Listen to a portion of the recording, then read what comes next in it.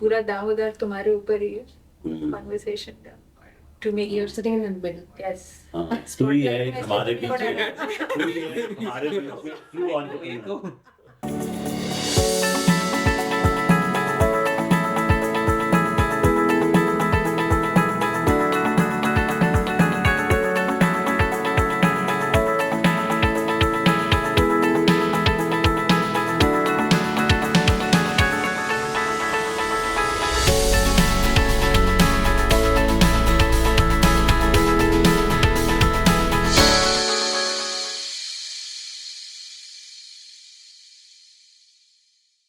how many like agree to this definition of entrepreneurship ki it's a hustle, you have to hustle as an entrepreneur?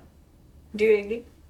Yes, that perspective holds true in almost all the cases. For me, it is like entrepreneurship is like adding value Yeah. to the society by doing some work Yeah. for which the society is ready to give you back. That's a great perspective, actually. So for that, the other side is this also which happens. Yeah. What about you? I think it depends on where you are. I mean, entrepreneurship is also different stages, like we just talked about, right? I think when you start up, you are into hustle. You have to do everything yourself. Just because it's like an idea that you've given birth to, right? And once it's out of your system, then you need to build it up. And building up takes some time, which means that there will be times where you have to wear another hat, Right. you know, which you usually won't, just because you don't have the resources at that time. You know, and you will look at other people, and slowly you'll build it up to a level where you don't have to hustle as much. Exactly, Right. I so agree to that. Yeah. Yeah. So it's actually phase wise. It's not all hustle. Exactly. It's the starting point which needs that hustle Correct. and every strategy or every hook and cook strategy tried. Correct. But even spaghetti strategies which people settled against, but you have to do it in the You have to initial do it. stages. But you get better with time, right? You do. What about definitely जैसे आपने बोला कि entrepreneurship क्या struggle है, मैं अपने हर product launch से पहले सोचता हूँ कि क्या ये मेरा सही डिसीजन है. Yeah. जैसे एग्जांपल राखी, अभी राखी चल रही है, so I invested black of rupees, जिसमें से कुछ पैसे मैंने अपनी कंपनी के डाले हैं, कुछ मार्केट से उठा के डाले हैं.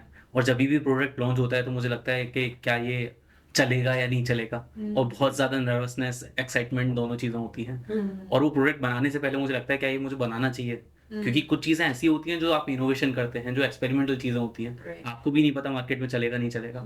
पर मेरे जैसे एंटरप्रेन्योर के लिए वो करो या मरो वाली सिचुएशन रहती है. तुमने अगर रिस्पॉन्स अच्छा नहीं हुआ तो तुम कैसे वो पैसे लौटाओगे. रिस्पॉन्स अच्छा हुआ तो वो मल्टीप्लाई टाइम्स बढ़ जाएंगे. जैसे राखी की बात करें, एक राखी हम लोग बनाते हैं 25 से 30 रुपए में, उसे सोल्ड आउट करते हैं 250 रुपीज़ में. लास्ट ईयर हमारा बहुत अच्छा रिस्पॉन्स रहा B2C का. We receive like more than 10,000 orders just in a week by the help of a normal e-commerce GoDaddy trialled website.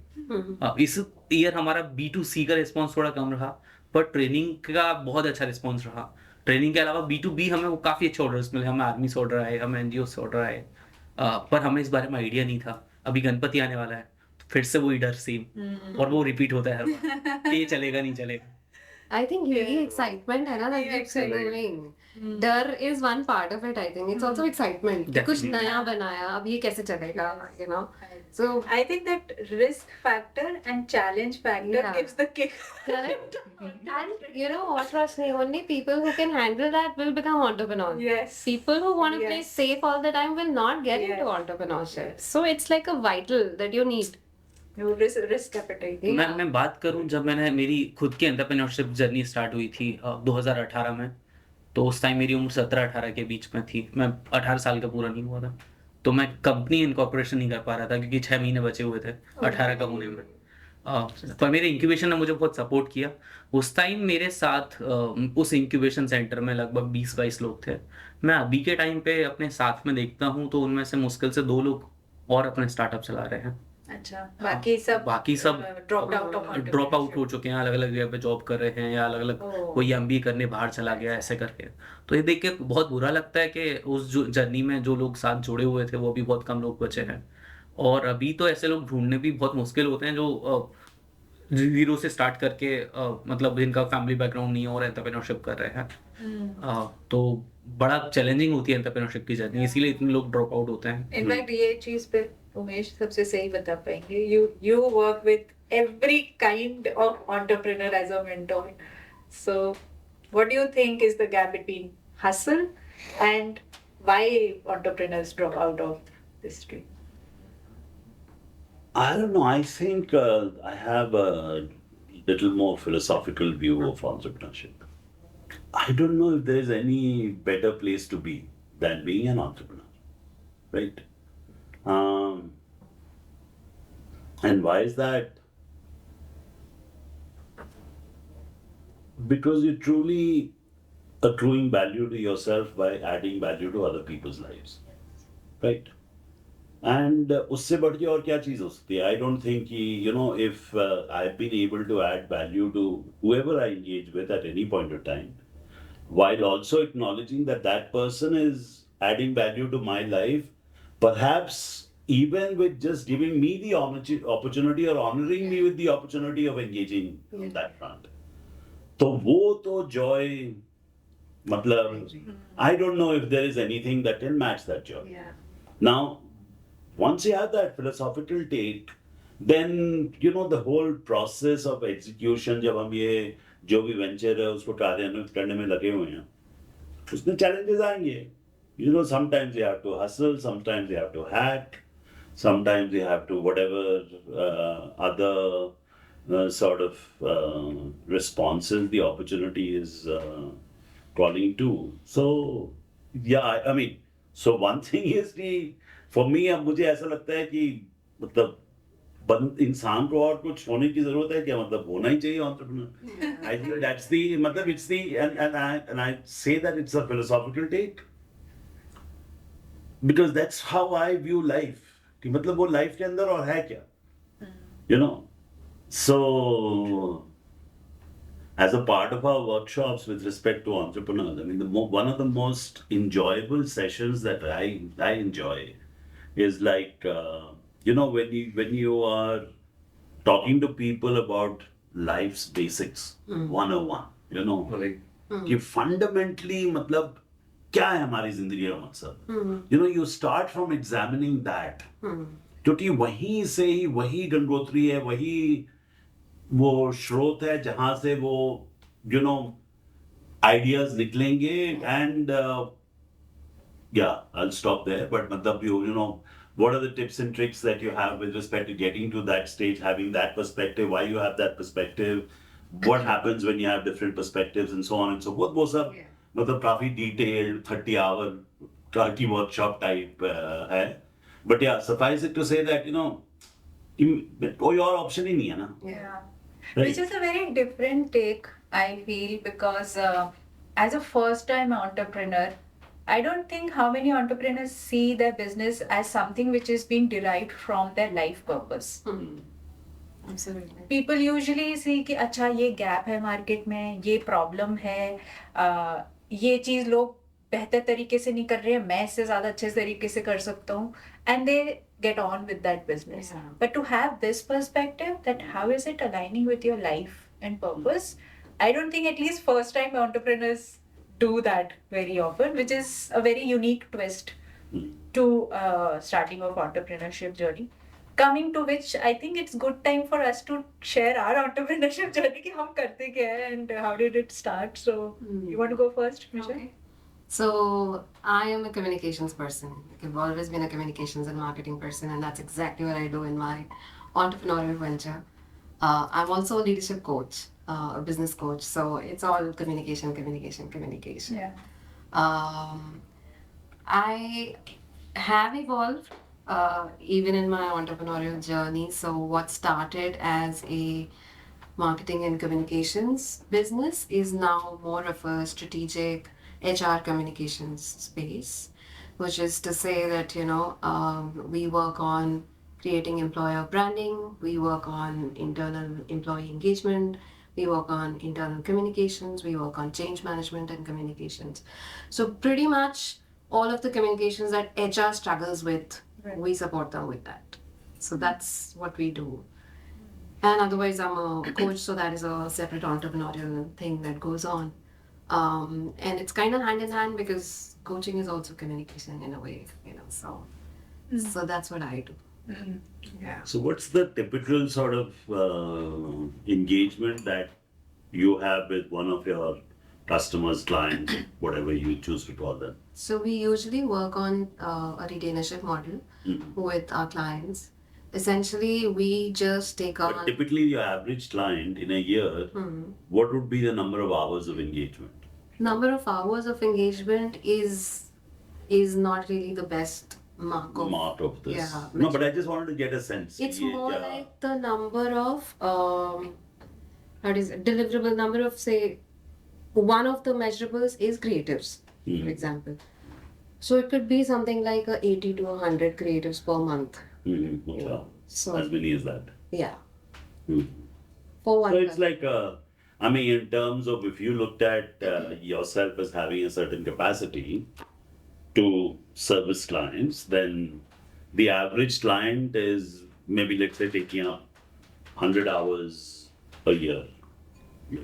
More. Just to get a sense. More. 100 hours, more than 100 hours a year. Yeah. Okay. Yeah.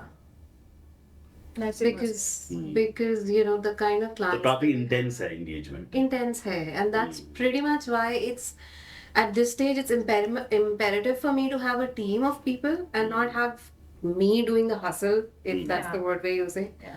Because then it becomes too much.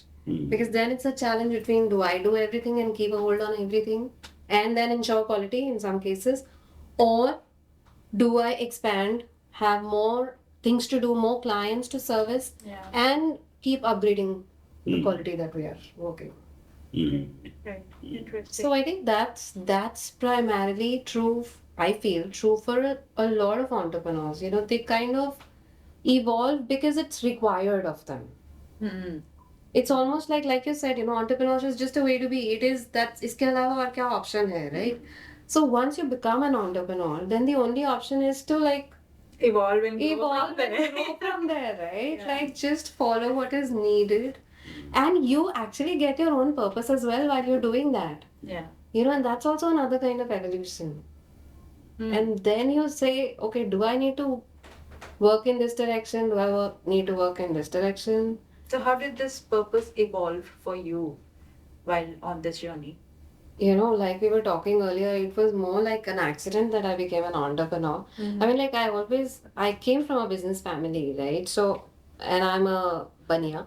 So, business is in Bania's genes. Probably that's one thing that I always wanted to do even as a kid, that I'll want to have my own thing. I will not work for anybody. But I guess slowly you kind of forget it when you kind of graduate and then you become postgraduate and this and that, and you're like, काम ही तो करना है. Everybody else is doing the same thing, But I think by accident I became an entrepreneur, and then I realized that, hello, this is exactly what I wanted to do. So then I guess what I realized over time was that my purpose is probably to make other people resourceful. Very nice. And if I have to make other people resourceful, and communication is how I know to make them resourceful, let's just expand in that. That's probably why I became a coach. That's probably why I became a mentor. Because that gives me an opportunity to, make other people resourceful, and it had so much value to me as well. Right? So I think it's a win-win. And that's how it's been an evolution. So, if we were to look at the Misha who was looking at the mirror when she was, let's just agree to the term of entrepreneur, who's decided that she wanted to be an entrepreneur. जैसे कुछ लोग decide करते मैं तो बड़ी होके doctor बनूंगी, तो मैं तो बड़ी होके entrepreneur बनूंगी. So you were just an entrepreneur because that's all that you knew. Yes, you're entrepreneur. मेरी एक image है उसकी. So, if you can go back or if you have a sense with respect to Yachaji, what was the image in your head of an entrepreneur versus when you became an entrepreneur, what the reality is? And you think, it's like कि जब आप entrepreneur थे तो तब क्या vision था entrepreneur का, और जब entrepreneur बने तो अच्छा मतलब कुछ ऐसे ही एलिमेंट्स होंगे कि अच्छा ये भी है, ये तो सोचा नहीं था, Yeah. और मतलब कुछ ऐसी चीजें हैं कि यार ये तो फॉर ग्रांटेड ली थी कि ये होगी और ये तो है ही नहीं. Correct. So there is a lot of entitlements of that vision that get destroyed. Yeah. Just like there are opportunities that present Yeah. surprise packages that present themselves when imagination turns into reality. Yeah. तो वो कुछ याद है क्या कि उस time क्या था और अब क्या है? बहुत कुछ याद है. You know? Pour it out. बहुत बहुत अच्छी बात है कि आपको बहुत कुछ याद है. टाइम बहुत है हमारे पास. We are all ears. You have our undivided attention. It's very interesting that you picked up the example of being a doctor, okay, vis-a-vis a wantrepreneur, okay. I studied to become, as in I was studying to sit for my DPMT exam. At that time it used to be called DPMT, now it's called NEET, okay. I studied for that and I didn't get through. I only applied for Delhi colleges, so that kind of obviously reduced my chances. I was a good student, but probably I wasn't that brilliant that I would get into like the AIMS or just the Delhi colleges at that time. So, and I came from a business family, so probably that's what I had seen. My mom was working, she's a teacher, so she was anyways working in a school, but I had always seen my dad, my grandparents as like, business and business families ka ek मुला, alag hi मुला, घटिया के नहीं है. मुला, मुला, मुला. बहे, बहे. मैंने तो था ही नहीं ना word. It was a बढ़िया family, so पैसा, and it was always like that for me. But what I had imagined as a child was probably not to become a doctor. What I had imagined as a child to have my own business. Entrepreneur का नाम ही नहीं मालूम था ना. Entrepreneur क्या होता है? College में जाके समझ आया कि entrepreneur भी एक वर्ड होता है. पहले तो स्पेलिंग ही नहीं समझ आ रही थी. स्पेलिंग ही नहीं समझ आ है रही ना? थी. तो प्रोनाउंसिएशन समझ में आता था. हमने तो बिजनेस वुमन भी Correct. सुना था.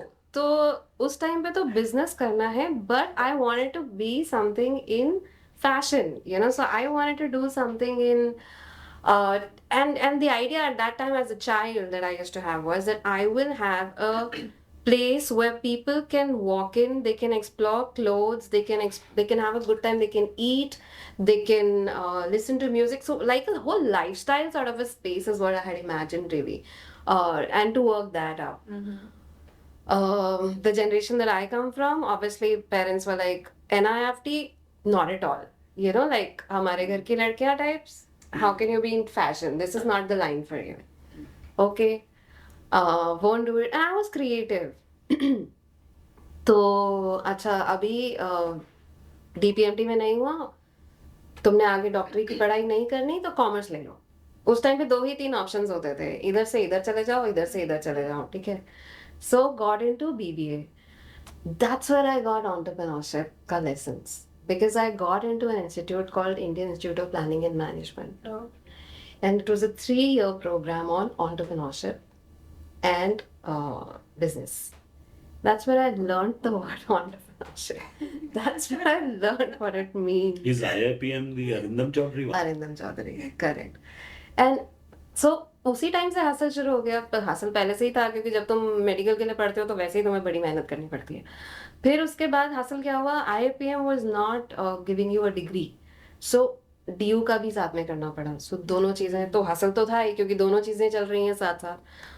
And then जब ये सब हो गया, then everybody is working, तो चलो अभी तुमको भी you have to work. Started working, Dabur, NIT, वो सब कुछ. फिर उसके बाद stopped working because family, this and that. I had a baby and I was like, I want to completely pay attention to this. Again started working because couldn't sit at home. But उसके बाद लगा कि यार अब हो गया, अब नहीं किया जा रहा किसी और के लिए काम, और ये by chance भी हो गया that I was required to become somebody who has more clients. So I was like, okay, let's start our own thing. What I had not, obviously fashion and communication are 2 different things. Okay, तो वो बहुत glamorous था. This wasn't so glamorous. जो wantrepreneur और entrepreneur का difference है, उसमें entitlement तो बहुत clear थी ना, सब कुछ अपने आप आ ही रहा था, कुछ करने की जरूरत ही नहीं थी. Okay, it was just so glamorous. But now you literally had to give up your sense of who you are and go and ask for business. That entitlement didn't work at all. Okay, also entrepreneur बनने से पहले भी senior positions पे काम किया तो never had to really go to anybody to say that आपके साथ काम करना है. People would come to you कि British High Commission, director level person, they wanted to work with you. And now it was like, okay, this is tough. So that was like a full-on, image shattering event. So ये difference definitely है from what I wanted to. Wake up and smell the coffee kind of, yeah. Absolutely. कहाँ पे इतना entitlement, कहाँ पे सब कुछ बढ़िया चल रहा है, कुछ करने की जरूरत नहीं है. There are people who are doing it. It's all just like fancy and now you literally have to go and ask. And a lot of people who I know who are turned entrepreneurs, they were like, you can't look very fancy because then people think you don't need business. Oh my god, that's such a long advice. I was like, okay, that I don't know how to do, okay? Because everybody is a certain way. So it really took me time to get to a space where I could find my style of how do I reach out to people to get business from them. So that's the difference between what I wanted to be and what actually happened. So interesting. And I find so many similarities between your story and Please share, no? mine. So, like for me also similarly, it has been a Bania background, and all throughout I have also thought that it's in my genes. I don't have any other option. I'm even not thinking about any other option that I have to work. I'm not employable, kind of a thing. And I always romanticized entrepreneurship as boardrooms, decision maker, and business suits kind of things. वो मेरा romanticized version of being a businesswoman था. Again, didn't know the word entrepreneur back then. 9th, 10th, 9th, 10th grade. And my dreams got shattered the first time when in 10th standard you have to choose subject. Going forward stream क्या होनी है. And मुझे बोला गया कि science ले लो. मैंने मुझे तो बिजनेस वुमन बनना है. मैं साइंस क्यों लूं? मैं कॉमर्स लूंगी. करेक्ट. लेकिन लड़का अच्छा मिलेगा, साइंस लो. Oh wow. So साइंस ले ली, लड़का अच्छा लड़का अच्छा. There's no discussion about what I want to do. लड़का अच्छा मिलेगा. Okay, ठीक है, साइंस ले लो, पढ़ लो science. But again, I had a creative bent of mind. So even though I graduated with a science degree, I did my BSc, but my professional degree was again into fashion design. I went to NIFT first class. So I did my professional. So you went to NIFT Hostars in parallel with your BSc? Yes. So I did. So you got yourself dual degree. So again, dual. So again, 2 times. BSc घर पे दिखाने के लिए और NIFT actually light lit करने के लिए. BSc लड़के को दिखाने के लिए. तो लड़की ने देखी फिर BSc.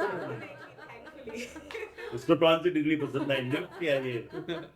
उसको मैं पसंद आई, thankfully. नहीं चाहिए.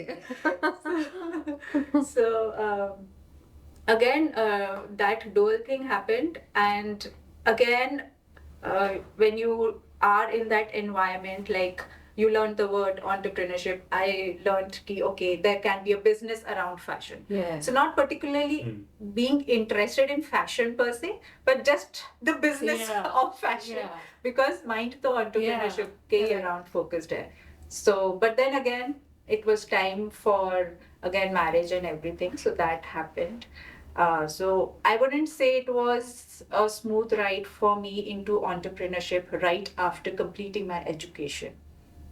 I had to hang on to my dream for a long period of time. So my entrepreneurship journey was 15 years from the time of when I was in 10th standard to the time when I actually was 30-year-old in 2009. My son was 7 years old.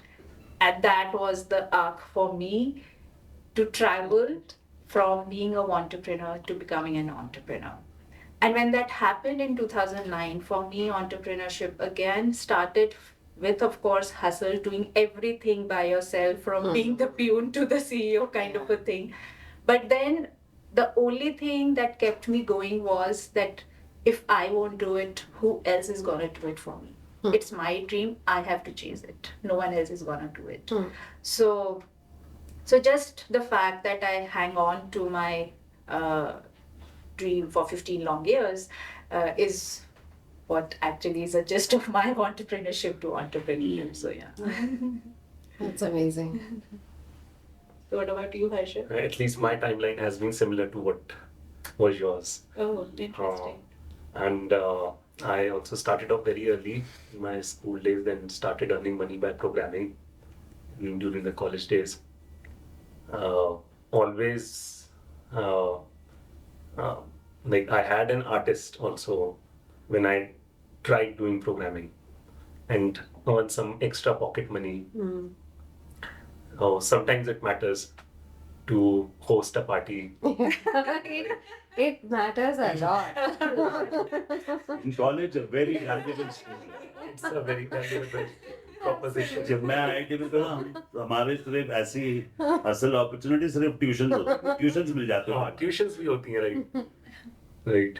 So programming being one, I was like madly passionate about it, and had a brief stint where from having like one of the highest packages from the college and working for delivery. It is known how, but back then like I used to tell that it has an H in between. Yeah. Yeah.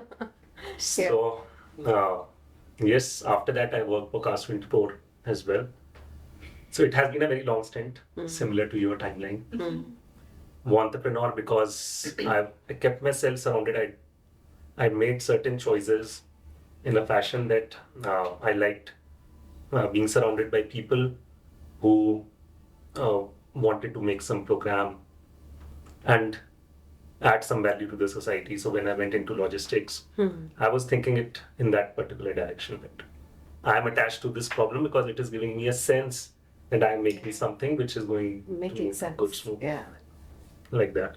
Because in software or in the programming world, you are like behind an abstract layer. Right. It's a very abstract layer. Correct. So you stay away from the real Yeah. problems Yeah. which the other teams Yeah. do.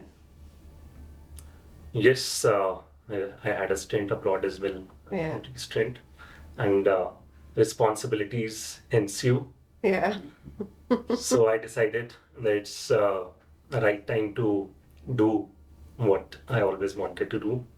I took a chance, went wonderful, expanded exponentially, and I just jumped to another boat. And today it is Prolift.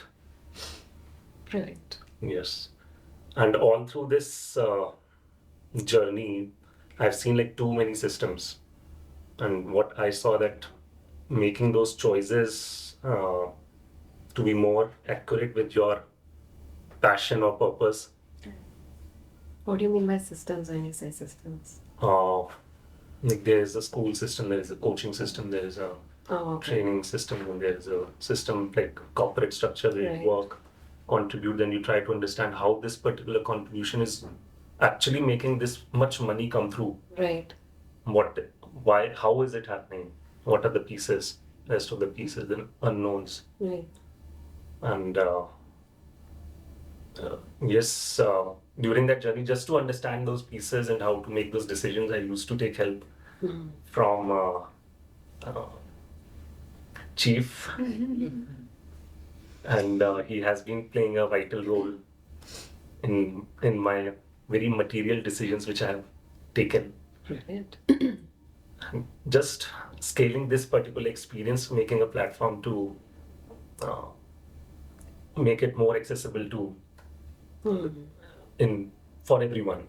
Right. Awesome. So that is Prolift, and we have so it, just like you said, like we have to work sometimes like a peon, sometimes like a driver, sometimes like you have to be filling not many gaps. Yes, and the moment we kill our ego attached to some sense of achievement or something, that is the time that we are able to be truly entrepreneur. I completely That's so agree. important. Absolutely. That you correctly Because if you're not highlighted able to it. do that, You but cannot distinguish can't. between ये मेरा काम नहीं है. At least in the early years. Like Yeah. you were sharing Akash earlier कि मैं राखी की deliveries करते हुए आ करते हुए आ रहा रहा हूँ, right? I This have is that too. I have gone to my clients' customers' houses, delivered stuff to them Yeah. without any ego coming in कि हाँ ये मेरा काम नहीं है. Absolutely. Now I'm in a position where I can say कि ये मेरा काम नहीं है. Yeah. But at the start of it, Everything is your count. everything is your काम. So you have to do it. So yes. Yes, I completely agree. And that's exactly what takes time, you know. And to be fair, I think that's where the journey begins. The minute you can shed that ego, that identity, and Right. move on from there to really living, you know, what you're meant to do. exactly. Because उससे पहले तो हम सिर्फ बनने की कोशिश कर रहे हैं, वो हम Yeah. entrepreneur वाली स्टेट में ही Yeah. होते हैं, Yeah. you know. और उसी में ही टाइम लगता है सिर्फ because we're all coming from different backgrounds and then suddenly and we obviously achieved something that's what gives us the confidence कि हम ये भी कर सकते हैं Right, right. and then suddenly you know you just have to there is no support and you're just on your own and you've got to like I mean just do everything yourself then that's the point I think where it the minute you shed that is where it begins. Right. I see a lot of reflection of that thing happening with Him right Akash. Yes. अभी अभी ये देख के बहुत अच्छा लग रहा है, जैसे मैं आप लोग से अभी बोल रहा था कि जब मैंने स्टार्ट किया था 5 साल पहले तो वो ज्यादातर लोग जा चुके हैं, और ये देख के बहुत अच्छा लगा कि जैसे आपका 15 साल का गैप रहा आपकी जर्नी में, आपने 2009 से स्टार्ट किया और अभी बहुत अच्छा कर रहे हैं. ये भी कितनी अच्छी कंपनी में काम करने के साथ साथ एंटरप्रेन्योरशिप में शिफ्ट किया, मतलब ऑलरेडी कंफर्ट जोन में थे, अच्छा पे स्केल होगा, अच्छी चीज होगी, आप भी वहां से ऐसे मूव करके कंटिन्यू कर रहे हैं. तो इतने सारे एंटरप्रेन्योर्स के साथ बैठना और चीफ के साथ जो इतने सारे मेरे एंटरप्रेन्योर्स को गाइड करते हैं, तुम्हारी बातें सुन के तो मैं तो बहुत यूजलेस फील कर रहा हूँ. अभी बहुत बहुत एनर्जेटिक फील हो रहा है. मुझे मेरा नंबर ना आ गया, मैं क्या करता हूँ? सब यार बहुत कुछ करते हैं, ला रहा हूँ कि यार क्या करता हूँ, तो मतलब कहीं ऐसा तो नहीं है कि जिंदगी ऐसे ही गायब हो. नहीं तो it's a good time to roll the ball in your court. Yeah. बताओ. हाँ ये तो मुझे इसी का करना था. मैं इतनी देर से सुन रहा था तो मैं कहा अच्छा मैं क्या बोलूँगा, मेरी You walked into that one really. No, I think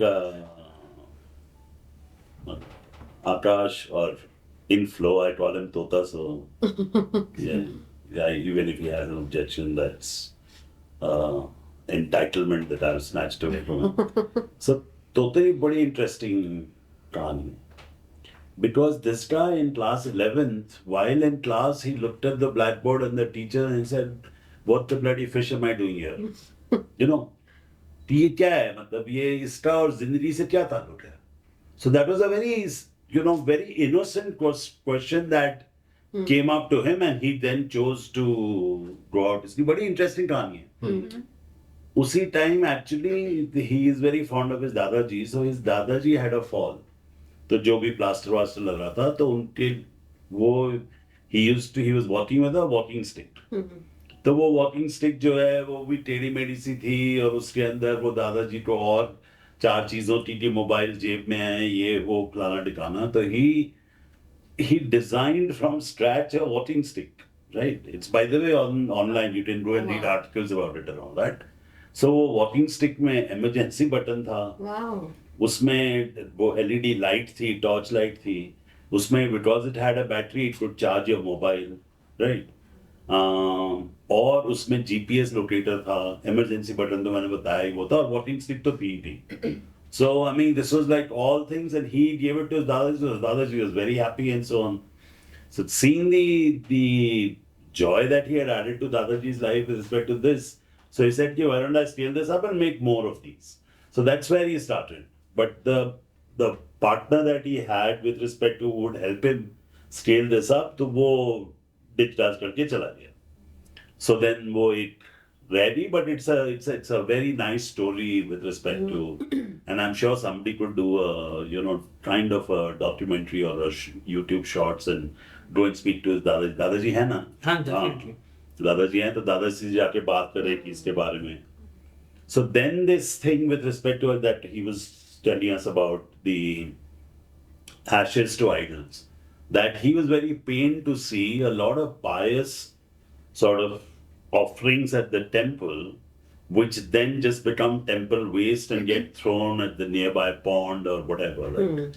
And he said कि मतलब इतनी पवित्र चीज जो है वो वैसे अपवित्र पड़ी हुई है. So then he set up a temple, a system with respect to collecting the temple waste, grinding it all into a formable material, and then going and training, funnily speaking, jail inmates to make these idols. Wow. So, वो सारा, I mean, there's a documentary on Amazon Prime about him and this entire thing.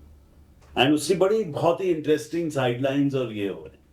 तो ये मेरे को जब मिला था पहली बार, so I was a mentor on this rail yatra called Jagriti Rail Yatra. Okay. So I don't know if you know Jagriti Rail Yatra. तो Jagriti Rail Yatra में 450 youngsters. Okay. You have to apply. So there are like Right. 10,000 plus people who apply. So they select 450 youngsters who pay sort of for a 2-week journey where you land. The train starts in Bombay. You're living in the train throughout. The train travels 8,500 kilometers and comes back to Bombay. It leaves every year on the midnight of 24th December. And then it has fixed stops where it goes, and wherever you stop, there is some program or the other. So you might go and visit a music academy, for example, Okay. or you might go to the Sri Harikota Space Center. You go and visit Arvind Eye Care close to Chennai. So is tarah se, then there are some NGOs who sort of trying to develop model villages.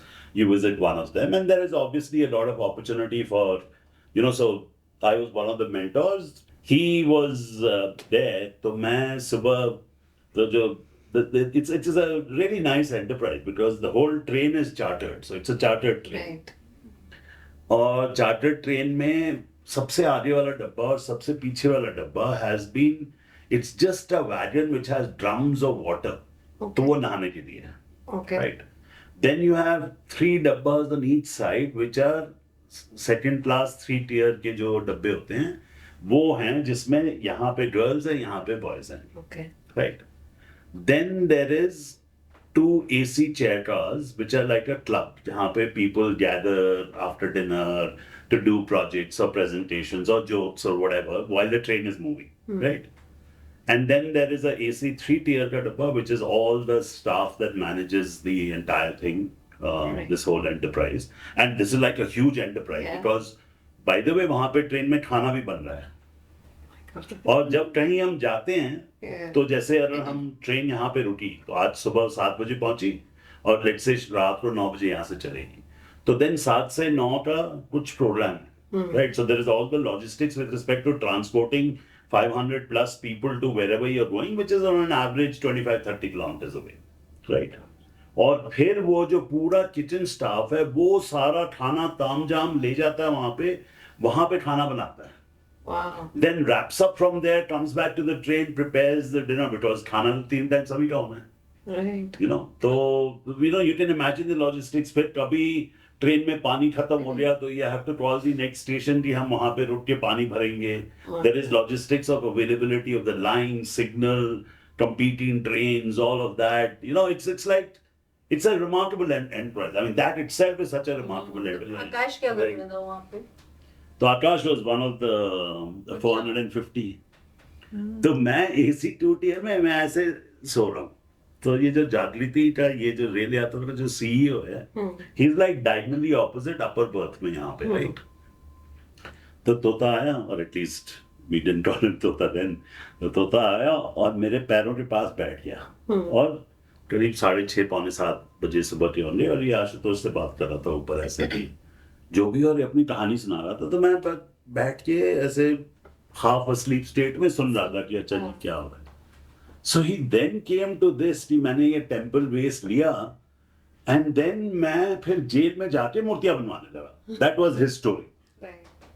तो वहीं मेरे कान खड़े हुए, बिल्कुल मैं खड़ा हुआ यूं कि तू कितने साल का था तब? 17 साल का. मैं कहा 17 साल की उम्र में तेरे को ये ख्याल कैसे आया कि मैं जेल में जाके ये चीज बनाऊं? Are you with me? तो इससे सर मेरे लिए तो बहुत सिंपल था. जेल में पानी फ्री होता है, बिजली फ्री होती है, जगह फ्री होती है, और लेबर जो है वो तो चाहती है कि वो कुछ काम करे. मेरे 2-3 जेलों से एक्सेस खत्म होने वाले हैं No. वो मेरे सारे इंटरव्यूज में आता है, मैं उनको सोशल इम्पैक्ट प्रोवाइड करा रहा हूँ, उनको नहीं. ना मैं we are all very authentic people. मैं तो तुम्हारे को वो नरेट कर रहा हूँ जो उसने कहा.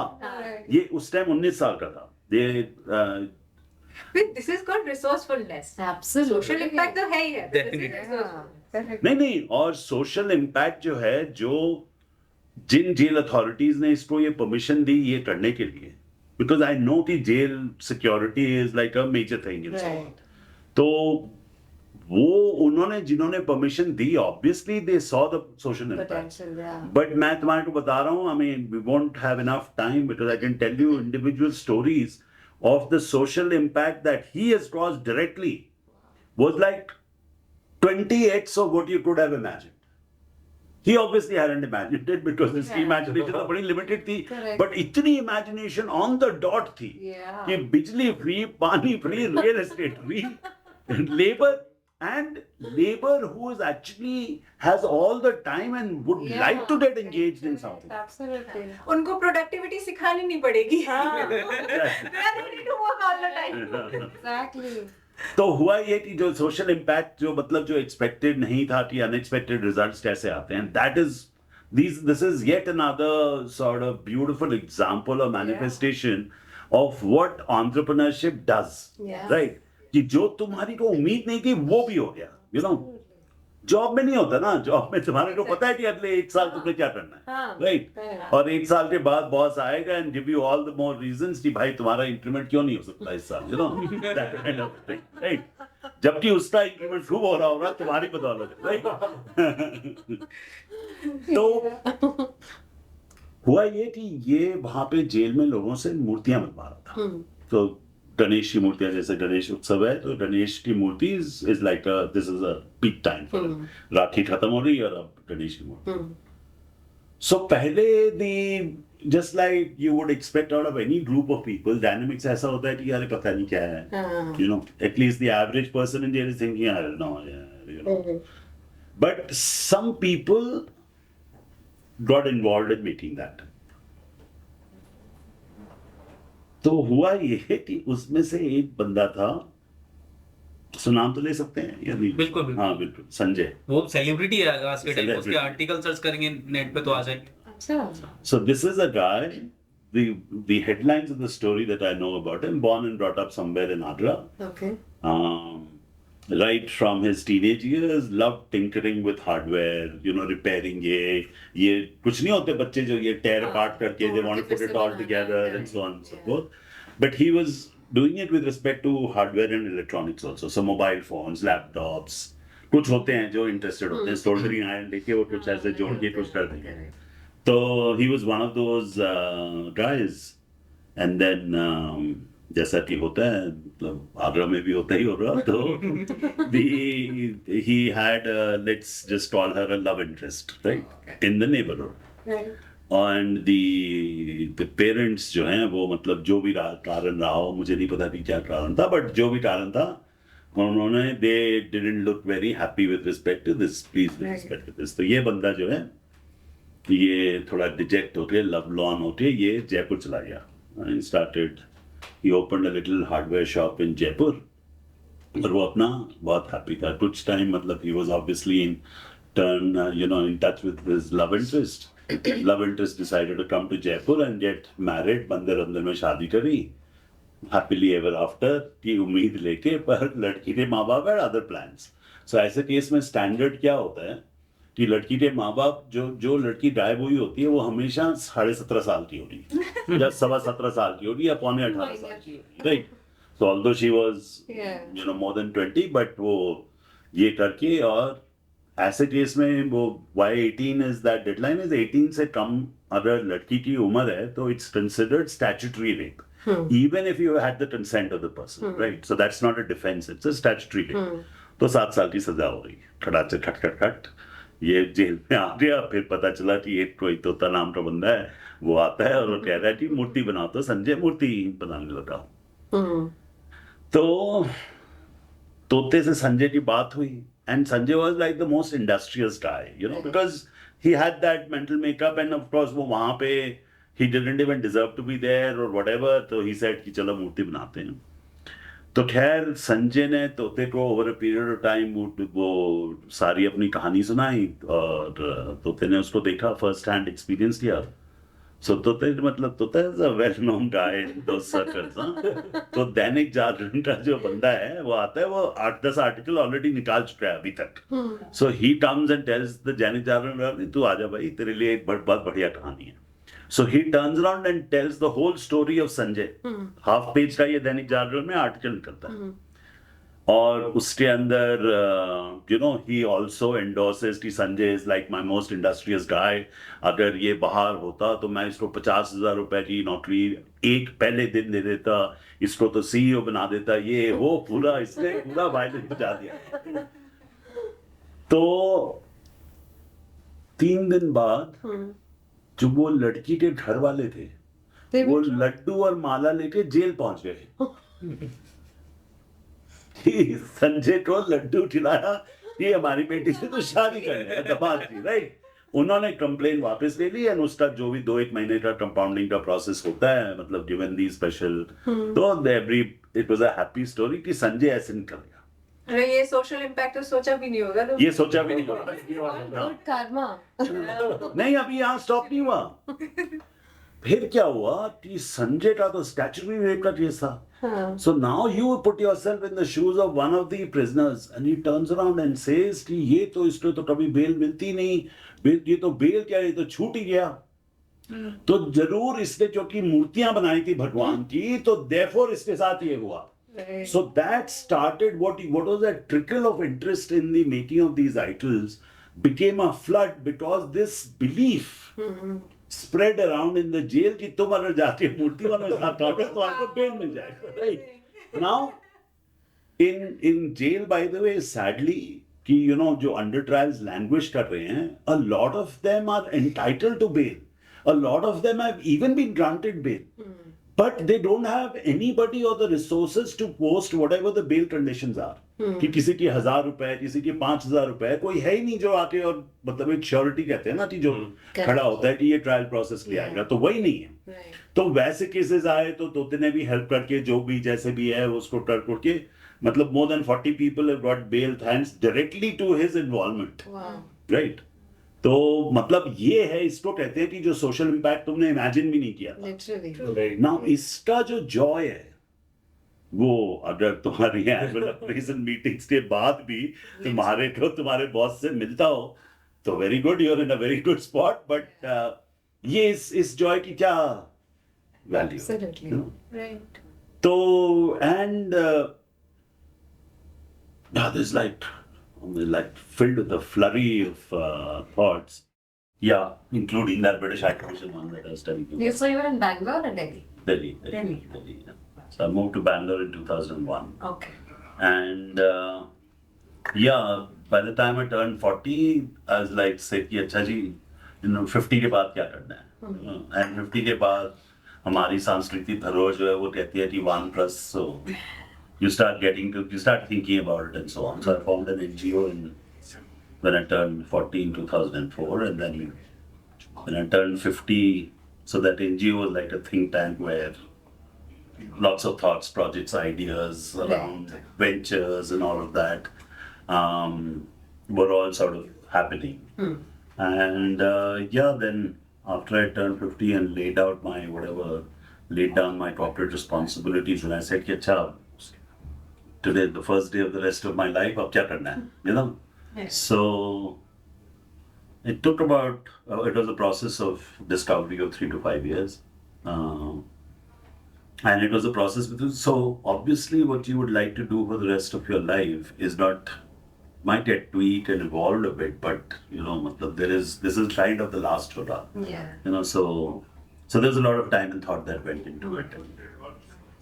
And what I discovered, and it also meant introspection. So what I discovered about myself is that my natural tendency is to look at adding value to somebody's life, right? My almost maybe conditioned tendency is to seek efficiency. So whether we are communicating, whether we are doing any process, I mean, efficiency is a very important parameter. Not just as an engineer. I mean, I'm qualified as an engineer. I don't think I'd call myself an engineer in the truest sense. But the engineering discipline sort of steers you in thinking, analytical thinking and problem solving, and in that, efficiency is an important metric because efficiency is required when resources are limited, right? If you didn't have limited resources, then you don't require efficiency. You can just do whatever you want. You can throw any amount of time, money, resources at the problem, right? Yeah. So efficiency is an important metric that we are doing. Either we're doing more with whatever we are taking away by way of resources, and all of those resources actually come from nature. So you really want to, efficiency is a core value from that point of view. So I discovered that. And then a lot of interest in with respect to how the world functions, what drives people to do. And then that requires you to suspend judgment of sorts, right? Yeah. So you're trying to understand situation, which is obviously a non-lazy option, trying to understand the situation. But there is a sort of almost now instinctive desire to just understand situations, right?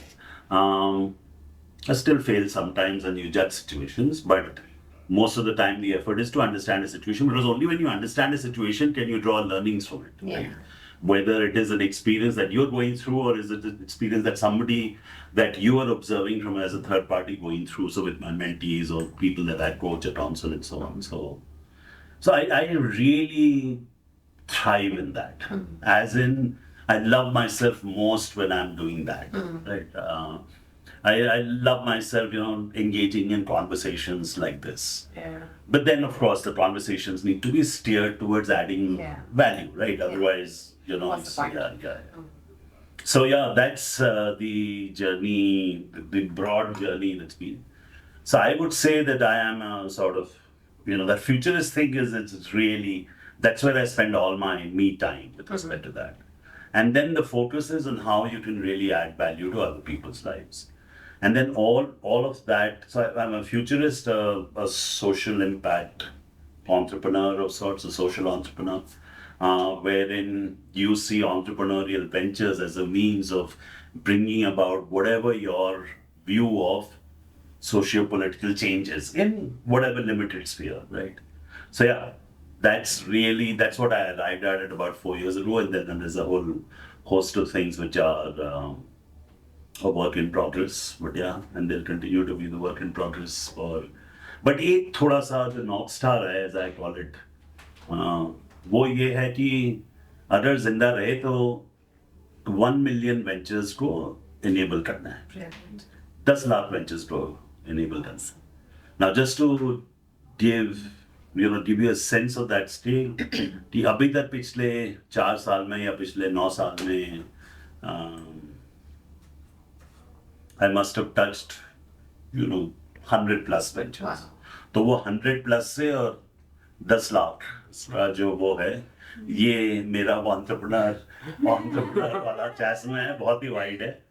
And so so the other projects, which of course I'd love to talk about in greater detail when we get to those points, those are all with respect to how do you take the learnings out of those, let's say 100 engagements, and scale it up to 1,000 sort of engagements. And then, so there's a multi-dimensional sort of aspect of scaling up from there. podcasts like this, for example, where you reach out your message to, Yeah. you know, a larger audience, and then you know, there's a lot of detail. But yeah, I mean, it's a nice challenge to have कि इस जिंदगी में अगर जिंदा रहे तो maybe हो सकता है इसीलिए जिंदा रहेंगे क्योंकि you know 10 लाख में ventures को enable करना है. But yeah, अभी तक ये one-on-one या one-on-few kind of interactions or engagement से हो रहा था. But yeah, अब उसके अंदर कुछ scale लाना पड़ेगा. Yeah, so yeah, stop. I think this podcast that you are doing is a good channel for it because it's Yeah. one to many, Yeah. not Right. one to one or one to many. But of course, जो value add one to many में या podcast के through हो रहा है, I think it is much more immersive when people sit across you. Oh, absolutely, absolutely. वो एक different level of ये जो value add 100 है. plus ventures की मैं बात कर रहा हूँ, I mean these 100 plus ventures are, you know, essentially people because जिनके साथ मेरी engagements would be in the range of sort of over the last 4-5 years 100 plus hours to let's say 2,000 hours also, 1,000 hours, let's say not maybe 2,000, 1,000 hours, you know. And so that there is a lot of learnings that have come out of that. And that is basically the raw data on the basis of which then I can say, okay, maybe we should attempt to scale in this direction based on the learnings that you've had, or maybe 3 directions in parallel. What is the sequence that you might follow if you're not doing it in parallel, all of that. So I think that's a process that's going on I think right that's now. pretty similar to that whole evolution perspective that we were talking about. यही evolution है, you know, we learn, you win, you lose, and I think that's the evolution that, I mean, you're not the same person that you were before you're 100. By the way, ये win lose के बारे में मेरी तो ऐसे बहुत सारे cheafisms हैं, but एक cheafism ये है कि there is no win lose, there is only win or And bigger learn. win. हाँ, No, win and bigger bigger win. win. Okay. So when you win, everybody knows when you won, तो वो तो win है. Correct. Right. Now, if you don't win, I don't call it a loss. If you don't win, then actually it's a bigger win because जब तुम जीतते हो तो तुम थोड़े चौड़े हो जाते हो. Ego boost हो जाती है कि देखो मैंने किया और मैं जीत गया, right? Right. But when you don't win, that's an opportunity for you to go back and say, okay, what might have I done Differently. What is there to learn with respect to that? And funnily enough, I find that in so many little things in life, कि जब तुम्हारा वो perspective होता है ना, फिर जब next attempt आता है, तो immediately win आ जाती है. Yeah. So then, the don't win is nothing but a feedback from the universe that You need to Dude. do a little bit more. हाँ, थोड़ा सा you need to learn and so on. So every failure in the worldly sense is actually a bigger win. Correct. Right? I agree. Sorry. I agree. No, I mean, that's precisely how you then evolve, right? I mean, that's exactly how you now make a decision differently than you would have done before that experience. Yeah. So as long as you're going through your experience consciously, Yeah. so you're conscious of your experience, that is a given. Absolutely. Actually, this is an interesting sort of point to so demonstrate a simple framework that I share with my mentees or workshop attendees or whatever. And so essentially there's 168 hours in a week. So out of 168, 78 hours nital do. Shit, shower, shave, whatever, all of that. Those things that you have to do. Let's call them hygiene factors. Right. That's something that 78 hours is still chala gaya. So really 90 hours a week is our discretionary time. As in, we choose what we're going to spend those 90 hours a week in. Yeah. Right. And essentially, if you see whatever stage in life that you are, whether you are in your 20s or 59 as I'm nudging, the only access that you have to life is those 90 hours. And your life today is the net product or the sum total of the choices that you made for every 90 hours of your week. Now, with that simple framework, everybody can understand there's nothing complicated about it. But that's really the only thing that you have access to. Yeah. 90 hours. Yeah. And therefore, I mean, I implore people and I keep reminding myself that I have to be very, very militant with respect to what I'm choosing to do with respect to those 90 hours. Right? Now, उसके domains अलग-अलग हो सकते हैं, जो कुछ भी, but as long as every week I'm consciously is week in 90 hours, this is how I would largely choose to spend, which could also mean that tonight I'm just going to lie under the stars and gaze into the stars for 3 hours listening to, Beethoven or whatever. Yeah. Or whatever rocks your boat. So, but that's a conscious choice that you're making. Yeah. Right? So those 90 hours is very, very important. And that's like one of the examples of, Life 101. Yeah. The platform on which entrepreneurship stands is that you have to be consciously mera access kya hai.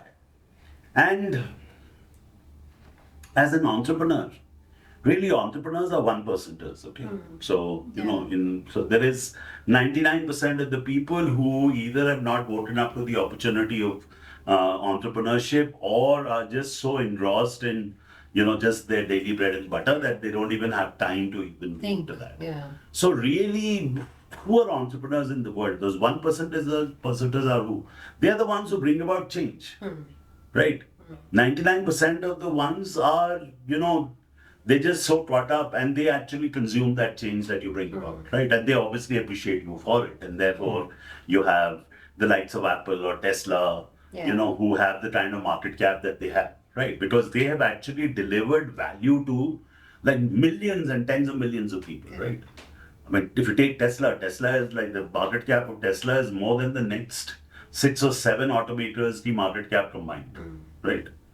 तो पूरे 20 ऑटोमेकर्स को हम देखें तो उनकी 1.8 trillion dollars की market cap है, इसकी अकेले की 700 है टेस्ला की, right? So and that only happens because you actually created a product which customers are lining up for, right? You can't produce those cars fast enough, or you can't produce the Apple devices fast enough, right?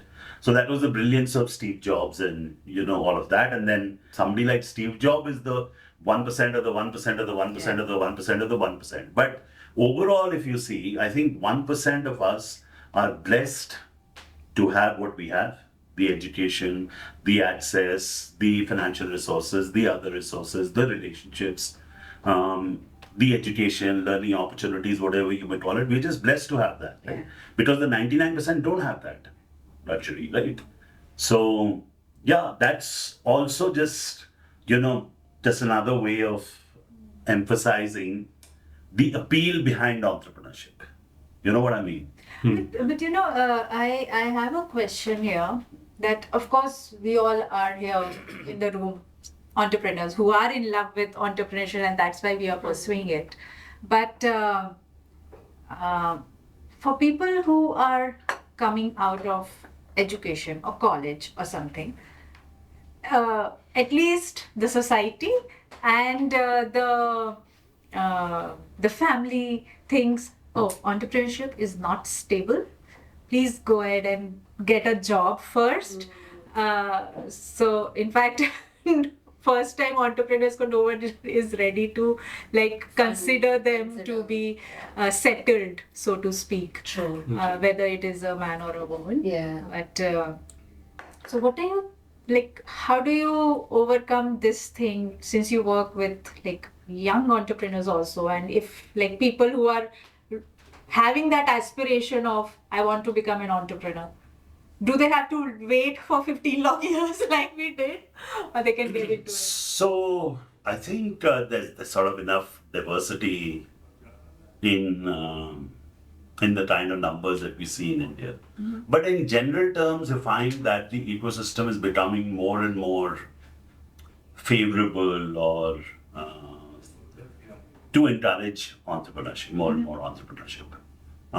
Maybe something like this entrepreneurship, if you talked about 25 years ago, which is the previous century, people would turn around and say, Yeah, you can. and today now, I mean, I am told, I haven't been to IIT recently, but IITs के अंदर जब जाके लोगों से बात करो, तो apparently, for whatever reason, the number seems to be like almost 90% want to, are entrepreneurs, right? So there is that change that's obviously coming about. Today, our children, for example, if they came to us and said if they would like to consider a startup venture, we are much kinder to that sort of approach because thankfully we are resourceful. कि बच्चे अगर 2-1 साल कुछ नहीं कमाएंगे तो मतलब कोई भैंस नहीं निकल के चली जाएगी, that kind of a thing. So I think the times have changed, and then of course social media has made a big difference. There is people who are hearing about entrepreneurs, people who are sort of coaching under entrepreneurs, people who are going and attending events. There is so much activity that's happening, and it's happening in a very, very efficient manner. हाँ chief, मैं आपके answer को complete करना चाहूँगा जो अभी आपने question पूछा इस टाइम के बारे में। जैसे मैं बात करूं तो जिस टाइम पे मैंने अपना कॉलेज कंप्लीट किया था 2018 में, तो मेरे पेरेंट्स चाहते थे कि मैं बीटेक करूं और बीटेक करके मैं इंजीनियर बन जाऊंगा या कुछ इतना कुछ हो जाएगा। और जैसे चीफ ने बताया, मेरा उस टाइम स्टिक का प्रोजेक्ट चल रहा था और हमको काफ़ी अच्छे ऑर्डर्स आ रहे थे, हम लोग स्टिक्स बना रहे थे। जो मैंने अपने दादाजी के लिए स्टिक बनाई थी वो पावर जनरेट करती थी, इलेक्ट्रिसिटी बनाती थी, GPS system, SOS system. Sorry, वो मैं बताना भूल गया कि when you walk, so it had a piston action that used to charge the battery, the motion used to charge the battery. वो भूल गया, वो बहुत important है। तो वो पावर जनरेट करती थी, तो मैंने उनसे बोला मुझे तो ये करना है। तो मुझे आज के टाइम फील होती है कि उनकी गलती नहीं थी, उनकी जगह मैं होता तो ऐसे करता, पर मुझे उस टाइम लगता था ये मेरा बुरा क्यों चाहते हैं। हाँ, तो उन्होंने मुझसे साफ मना किया कि नहीं, मतलब तुझे बीटेक करनी है, तेरा पास कुछ ऑप्शन नहीं है। मैंने उनसे बोला नहीं, मुझे स्टार्टअप करना है मेरा। और ऐसे नहीं, उस टाइम मैं कोई छोटा बच्चा था, मुझे चीफ मिनिस्टर से अवार्ड मिल चुके थे, मैं पूरे इंडिया घूम चुका था, स्पॉन्सर से ट्रिप कर चुका था, हर दूसरे हफ्ते मेरे ऊपर न्यूज़पेपर्स में फर्स्ट पेज पर आर्टिकल्स आ रहे थे। तो अच्छा पीआर था मेरा, अच्छी प्रोज। मेरे पेरेंट्स का खेतों में जाके इंटरव्यू कर रही थी मीडिया, जी न्यूज़ जैसे चैनल्स। तो ऐसे नहीं है कि मैं बोलता था मेरे पेरेंट्स तो बिजी हैं ऐसे करके, बोलते नहीं उनसे भी मिलना है। मैं बोलता मेरी फसल कट रही है, वो बोलते हम खेत में आ जाएंगे। और मेरे दादाजी का, मेरी दादी जी का, मेरे पेरेंट्स का, इवन एक बार की बात है, मेरे दादाजी के भाई खत्म हो गए थे, तो वो गाजियाबाद गए हुए थे उनकी 13वीं के लिए। तो एक बार वहां तक जाके मीडिया ने इंटरव्यू किया था। ऐसी सिचुएशन में भी कि मुझे अच्छे अवार्ड्स मिल रहे थे, अच्छे मैं कॉम्पिटिशन जीत रहा था, उस सब के बाद भी मेरे पेरेंट्स ये बिल्कुल नहीं चाहते थे कि मैं एक एंटरप्रेन्योर बनूं। फिर कैसे उन्हें कन्विंस करा तुमने? एक्चुअली मैं कन्विंस कर ही नहीं पाया। अच्छा। तो फिर मेरे पास एक ऑप्शन क्या था, मेरे पास ऑप्शन ये था कि तब तक ना थोड़ा सिस्टम डेवलप हो चुका था। लाइक 2015 के बाद में नीति आयोग बनाया गया, नीति आयोग के बाद में इंक्यूबेशन सेंटर्स बनाए गए। तो जब मेरे पेरेंट्स ने मुझे अलाउड नहीं किया, तो उस टाइम मुझे घर छोड़ के AIC मैंने ज्वाइन किया, अटल इंक्यूबेशन सेंटर। हाँ, वहाँ पे सारी फैसिलिटीज थी, वहाँ पे कोवर्किंग स्पेस था, वहाँ पे को लिविंग स्पेस था, वहाँ पे मैस था जहाँ पे हम एक्सेस कर सकते हैं, और वो एक MBA कॉलेज के अंदर था। तो वहाँ पे हमको सारी फैसिलिटीज मिल रही थी। तो सोच के चलिए, अगर वो इकोसिस्टम इतना डेवलप नहीं हुआ होता, इकोसिस्टम में आ ही नहीं पाता। इवन इसके बाद भी मैं जब भी घर जाता था तो मुझे अपने गांव के लोगों को, काफी बुजुर्ग आदमियों को, सबको समझाना पड़ता था कि मैं क्या कर रहा हूँ। और मेरे दादाजी का तो आज भी मुझे कॉल आता है तो वो मुझसे सेम ही क्वेश्चन पूछते हैं कि तुम क्या कर रहे हो। मैं बोलता हूँ मैं स्टार्टअप कर रहा हूँ ऐसे करके। एक बार मैंने चिढ़ के ना भूल भी दिया था, सामने ही हम लोग बैठे थे, कि मैं तुम्हें रोज ये बताता हूँ, तुम फिर भी मुझसे ये पूछते हो। तो मैं बोला मैं थक चुका हूँ ये बताते बताते। तो मेरी दादी ने ना मुझे एक बहुत अच्छा आंसर दिया। उन्होंने बोला जब तू छोटा सा था ना, तो तू अपने बाबा से, अपने दादाजी से, माँ जी बोलते हैं मेरे यहाँ दादी को ना, तो उनसे रोज 20-25 अलग अलग सवाल पूछता था और एक चीज को 5 बार भी पूछता था। तो ये तेरी उंगली पकड़ के कभी तुझसे ये नहीं बोलते थे कि तू एक चीज को 4 बार पूछ रहा है। पर जब इनकी उम्र ज्यादा हो गई और ये एक चीज को तुझसे ज्यादा बार पूछ रहे हैं, तो तू ऐसे कर रहा है। तो मुझे फील हुआ कि हाँ, इनकी बात सही है, मतलब मुझे ऐसा नहीं बोलना चाहिए। तो मैं उनका आज भी बताता हूँ, आप शाम को कॉल आएगा, बोलेंगे क्या कर रहे हैं, मैं स्टार्टअप कर रहा हूँ। पर जैसे शार्क टैंक आया 2021 में, उसके बाद बहुत इजी हो गया, तो ज्यादातर लोग समझते हैं कि स्टार्टअप क्या है। अच्छे स्टार्टअप्स निकल रहे हैं, जैसे फ्लिपकार्ट का कितना अच्छा एग्जिट हुआ, उसके बाद लोगों को पता चला। पेटीएम आजकल लोग यूज करते हैं, तो लोगों को पता है कि वो एक स्टार्टअप है ऐसे करके। तो अभी के टाइम पे थोड़ा इजी हो गया है। 18 में भी उतना इजी नहीं था, पर गवर्नमेंट पॉलिसीज काफी अच्छी आ चुकी थी। जैसे अभी यूपी में स्टार्टअप यूपी पॉलिसी है, सेंट्रल गवर्नमेंट की काफी अच्छी पॉलिसीज हैं स्टार्टअप को सपोर्ट करने के लिए। तो डेफिनेटली वो इकोसिस्टम बड़ा अच्छा रोल प्ले कर रहा है किसी भी स्टार्टअप को बनाने में। पॉइंट पे टच अपॉन करना चाह रही थी कि एक तो है जो सोशल स्टिग्मा है, या जो हमारी पुरानी माइंडसेट है, एटलीस्ट घर वालों की जो रहती है, उनको थोड़ा तो डर लगता है कि यार अच्छा ठीक है जाओ बेटा स्टार्टअप करो। घर वाले या नहीं? very well sure because I still get asked by my father कि तुम्हारे कितने clients हैं अभी? अच्छा ठीक चल रहा है मतलब तुम्हारा. So मतलब उनको ना वो उतना विश्वास आ नहीं पाता है अभी भी. And there definitely is a need for the ecosystem, and like you said, with all the mentorship programs, the ecosystem, the spotlight on startup stories, podcasts like these are all creating awareness about entrepreneurship and making it normal for people to come out of college and get into entrepreneurship.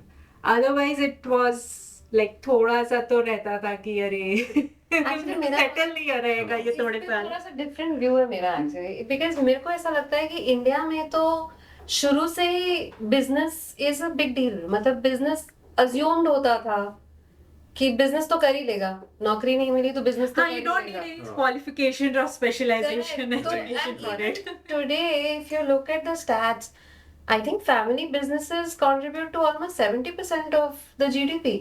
That's a huge stat, right? तो इसका मतलब ये तो we are born entrepreneurs as Indians. The fact that we are so many and we have to make our own space is entrepreneurship in action.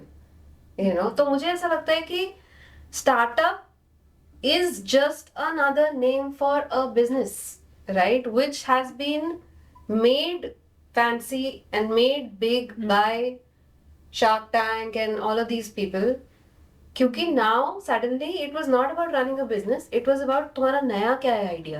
तुम्हारा idea क्या है? It was a new definition.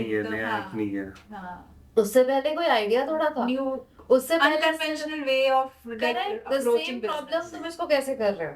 You know, उससे पहले तो बस यही था कि business करना है. तुम किस तरीके से उसको execute करते हो वो तुम्हारे business को define करता था. It could be the same thing. 4 of us, 5 of us could be doing the same thing, but I could do it differently than him or you, and that's what made my But decision. actually, that is a difference. I don't see any different way of doing traditional businesses. Look, जो 70% of family businesses contributing to the GDP, they are not doing anything different. Startups का एक बहुत बड़ा differentiator यही था कि innovation was the foundation. That's what I said. So what was the new idea that you brought to the table is why startups became startups. Exactly. But otherwise, if you think about it, it's again like doing a business. Of course. Right? तो एक No, I mean, I think उस time भी idea होता था. Like for example, I'm just imagining 100 years ago. 100 years ago, I mean, just having distribution in a different geography was an innovation. It's an innovation, correct. Yeah, but then I always say you go to Khari Bauli of Delhi, her second shop dry fruits की है. What different they are doing? हाँ, नहीं, but there is, so I don't know if you guys have heard of this guy, John Nash. उसको Nobel Prize मिला था economics में. एक movie भी बनी थी, Beautiful Mind, Russell. Yes, right. Yes. So he came up with an economic sort of principe theory, which is called the Nash equilibrium. उसका एक variation है called prisoner's dilemma. But essentially, तो वो मूवी में बहुत बढ़िया से इसको दर्शाया था. He is a young guy. They are at college. Friday आए. These 5 guys decide to go to the local bar, and obviously the whole idea is that you would meet women, right? And women are coming there to meet the right kind of guys. Yeah. So when these guys settle down and they barely ordered their first drink, they see 5 women walk into the bar. Right. Right. So, मतलब जो natural reaction होता है जो लड़कों का वो हो रहा था, तो John Nash stops them. He says, listen, now I'll tell you what, वो जो 5 बंदियां हैं, उसमें से ये जो वाली बंदी है, बीच वाली, let's say, we all know that she's the hottest. Right. Right? So all of us are salivating to sort of go and talk to her. Right. But that's actually a suboptimal solution. Right. Right? So he says, efficiency के point of view से, what is the best solution, best outcome that you're looking for, right? So the best, he says, let's first imagine the scenario जो हमारी natural tendency है. So let's call it A, B, C, D, E. C is the hottest. So all the guys go after C. At the end of the day, C is gonna get together with only one of them. Yeah. फिर बाकी 4 जो है वो बाकी 4 के पास जाएंगे, Correct. तो बाकी 4 बंदियां उनको नाक चढ़ाएंगी कि अच्छा तुम तो 2 मिलाते हुए उसके पीछे जा रहे थे, जब वो नहीं मिली तो तुम मेरे पीछे आए हो, राइट? तो he says that's a suboptimal result for all of you. Yeah. Now reverse the whole thing. Right. Let's say you all 5 of us ignore C Right. and go after A, B, D, and E. Any. तो he says कि बंदियों को instinctively पता होता है कि अच्छा ये बंदी मेरे से hotter है, हाँ. right? So when you're not going after the hotter one, which is what they're normally used to, they actually feel कि you know कि यहाँ में हमारी कदर हो रही है, Yeah. so कदर हो रही है तो they actually appreciate that. Yeah. Now the 5th one who nobody is going after, she gets insecure कि यार मैं तो अपने आप को hot समझती थी, इनके पीछे जा रहे हैं, मेरे पीछे कोई नहीं जा रहा. So she's at least one of the 5 who hasn't got attached. So if you look at it from the benefit of the group as such, this is my example of what I understand from his theory, that suppose say you have a road which is 900 meters long, right? And let's say you got apartments on both sides of the road. And there are 2 ice cream vendors. And they sell the same kind of ice cream, same price, and so on and so forth. So if you want to maximize the value for everybody, the answer is that this guy stays 300 meters from here, this guy stays 300 meters from here. The idea being that all the people with respect to the apartments have to walk no more than 300 meters to get to an ice cream In vendor. either direction. In either direction. Yeah. Yeah, like some will be in either direction, some this will be the Yeah, closest, just some one, that will be yeah. the closest. However, in real life, you find that both the ice cream vendors sit at the center of that 900 meters. Now, why do you think that is the case? The Khari Bavli problem. Not problem, the Khari Bavli Mindful nature of things. situation. Nature of things. So why do you think both the ice cream vendors? Because just because they're ice cream vendors doesn't mean that they're dumb. These guys have a much better intuitive sense of what works for business. So why doesn't this work? I mean, because they would figure out कि ये 300 जो है ये is most optimal है for all of us put together. Right. But they do this. तो क्या कारण हो सकता है इसका?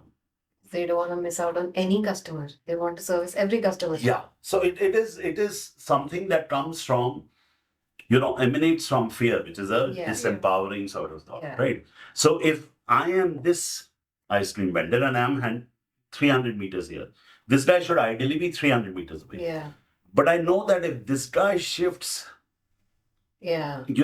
another 150 meters, he will corner a greater share of the market. Yeah. Right. Now, this guy also feels the same thing. Yeah. So then that's how they gravitate towards the center. Right. And then there are certain advantages that you have. There are certain economies of scale that happen. Because if you're looking at Haribabli, for example, the dried fruit market there is specialized sort of access, relationships, trades, skill, कैसे साफ करना है, कैसे रखना है, क्या करना है, कैसे churn करना है. All of that, there is an expertise that, so it becomes like a marketplace. And then what happens is, it's like, again, the gold soup sort of example. Yeah. That you don't go to a jeweler, perhaps in a, generic mall like Ambience. You go to gold soup because that's high value property. High value purchases. You have the time. You really want to devote the time. तो तुम एक जगह जाते हो तुमने सारी जगह 10 जगह देख के और उसमें से कर लिया. So there are those advantages of aggregation also that come as a result of which जो खाली बावली की मॉडल की बात कर रहे थे. But usually it's a suboptimal. Yeah, exactly. I mean, we are much better off in sort of decentralized communities, mixed use communities, जहाँ पे सब कुछ जैसे civilizational terms में हमारे गांव में होता था. तो गांव were like self-sufficient. Yeah.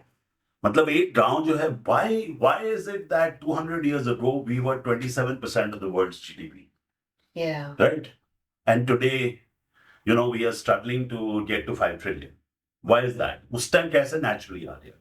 तो उसके अगर पीछे जाके हम study करें तो we find, I mean, I don't know, I'm imagining and I'm from literature and whatever references that I find, that perhaps it was because each village as a community was self-sufficient. And not just self-sufficient, it was producing surpluses. Right? So just imagine if you have 500,000 villages which are all producing surpluses, or at least 90% of those are producing surpluses, then that's all produce that going everywhere else in the world. And हमारे पास civilization learning का experience ज़्यादा था. We are the oldest living civilization. Gurukul kind of a thing which is established in Bangalore. अभी 70 बच्चे हैं. They've been going on, they started in 2011. So conceptualizing the whole thing, 5 years. It's called Vidyashit. Very nice.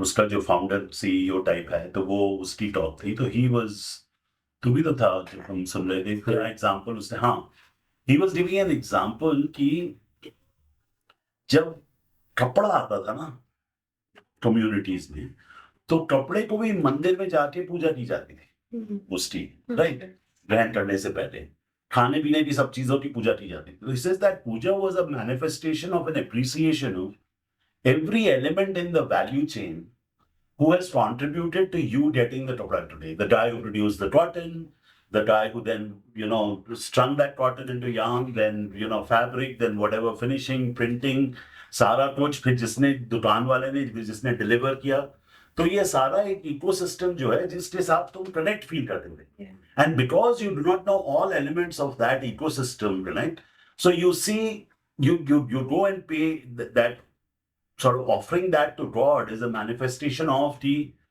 you are all powerful and you are making this happen. I don't even know which elements of which, that how they are happening or where they are happening and so on, right?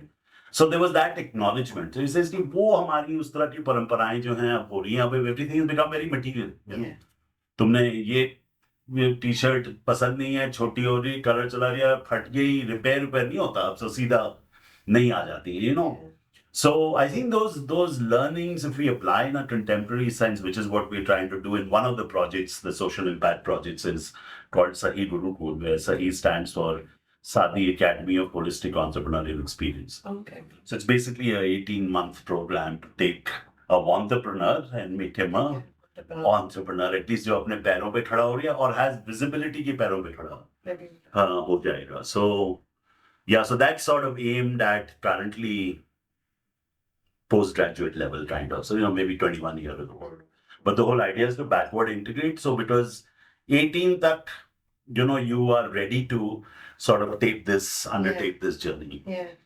So yeah, because we need to do that. And I think, 1% is, we have the opportunity and therefore also the responsibility, I think, to try and give back with respect to this. So yeah, फिर वो एक और dimension था वो 1 million का.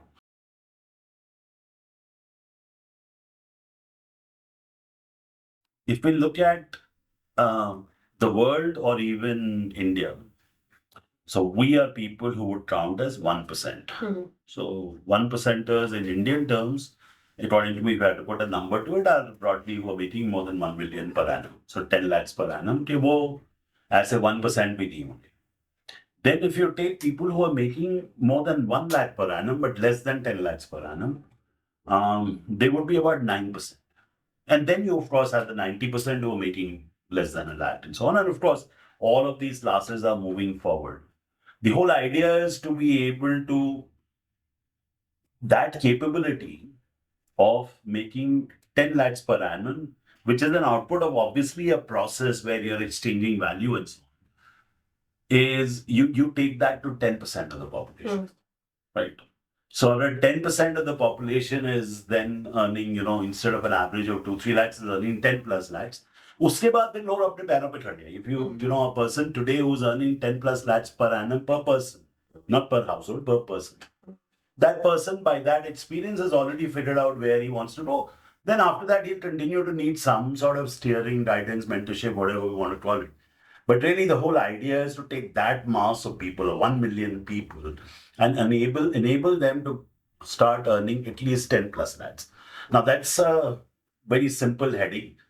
How, what, where, when, how much, and all of that needs to be filled in. That's a process, the engagement that we have, that's what the process is usually. It's like I said, it's an intensive process. It's 100 plus hours, तो वो उसका जो first 30 odd hours है with respect to just making sure the person's view of entrepreneurship, what he has is standing on a firm platform. क्योंकि अगर नींव मजबूत नहीं होगी तो वहां जाके confusion होगी. And then, you just learn experientially and just grow up that chain until you get capable enough or have visibility of being standing on your own 2 feet. So yeah, I think we've had a fairly free-flowing, But that was the idea. motley collection of stories But around, I think it'll be useful to just sort of give it a semblance of sort of coming together around the journey from entrepreneurship to entrepreneurship. So yeah, I mean, Roshni, what is, like I was asking Misha earlier, what do you think would be 2 or 3 elements of perceptible change that you notice through this journey? You know, I mean, I think you're an entrepreneur already. All of us are obviously evolving as entrepreneurs too, but I don't think you sit in the entrepreneur camp anymore. 15 साल पहले वो चलान हो रही. So for me, a couple of changes that one necessarily needs to bring in from the space where they are just aspiring to be an entrepreneur to when they really become an entrepreneur. First is the power to bounce back, because every day plans will fail. Every day things will not go the way you want them to go. And in spite of that, you have to be resilient enough to look at the next day as an opportunity. So that is something which definitely has to be there, is to bounce back from whatever comes along your way. Secondly is the mindset to just not look or hear or shun away whatever is not aligning with what your dream is or where you want to head to. Because I feel not only people, there are situations and unavoidable situations that will come across your way in the journey of entrepreneurship. And kai bari wo, matlab, the biggest we've seen in the recent is the pandemic. I mean, of course, in the recent coming of the years, there can be no conversation without a reference to it. But the people who have been able to just bounce back from that situation have actually tested the times.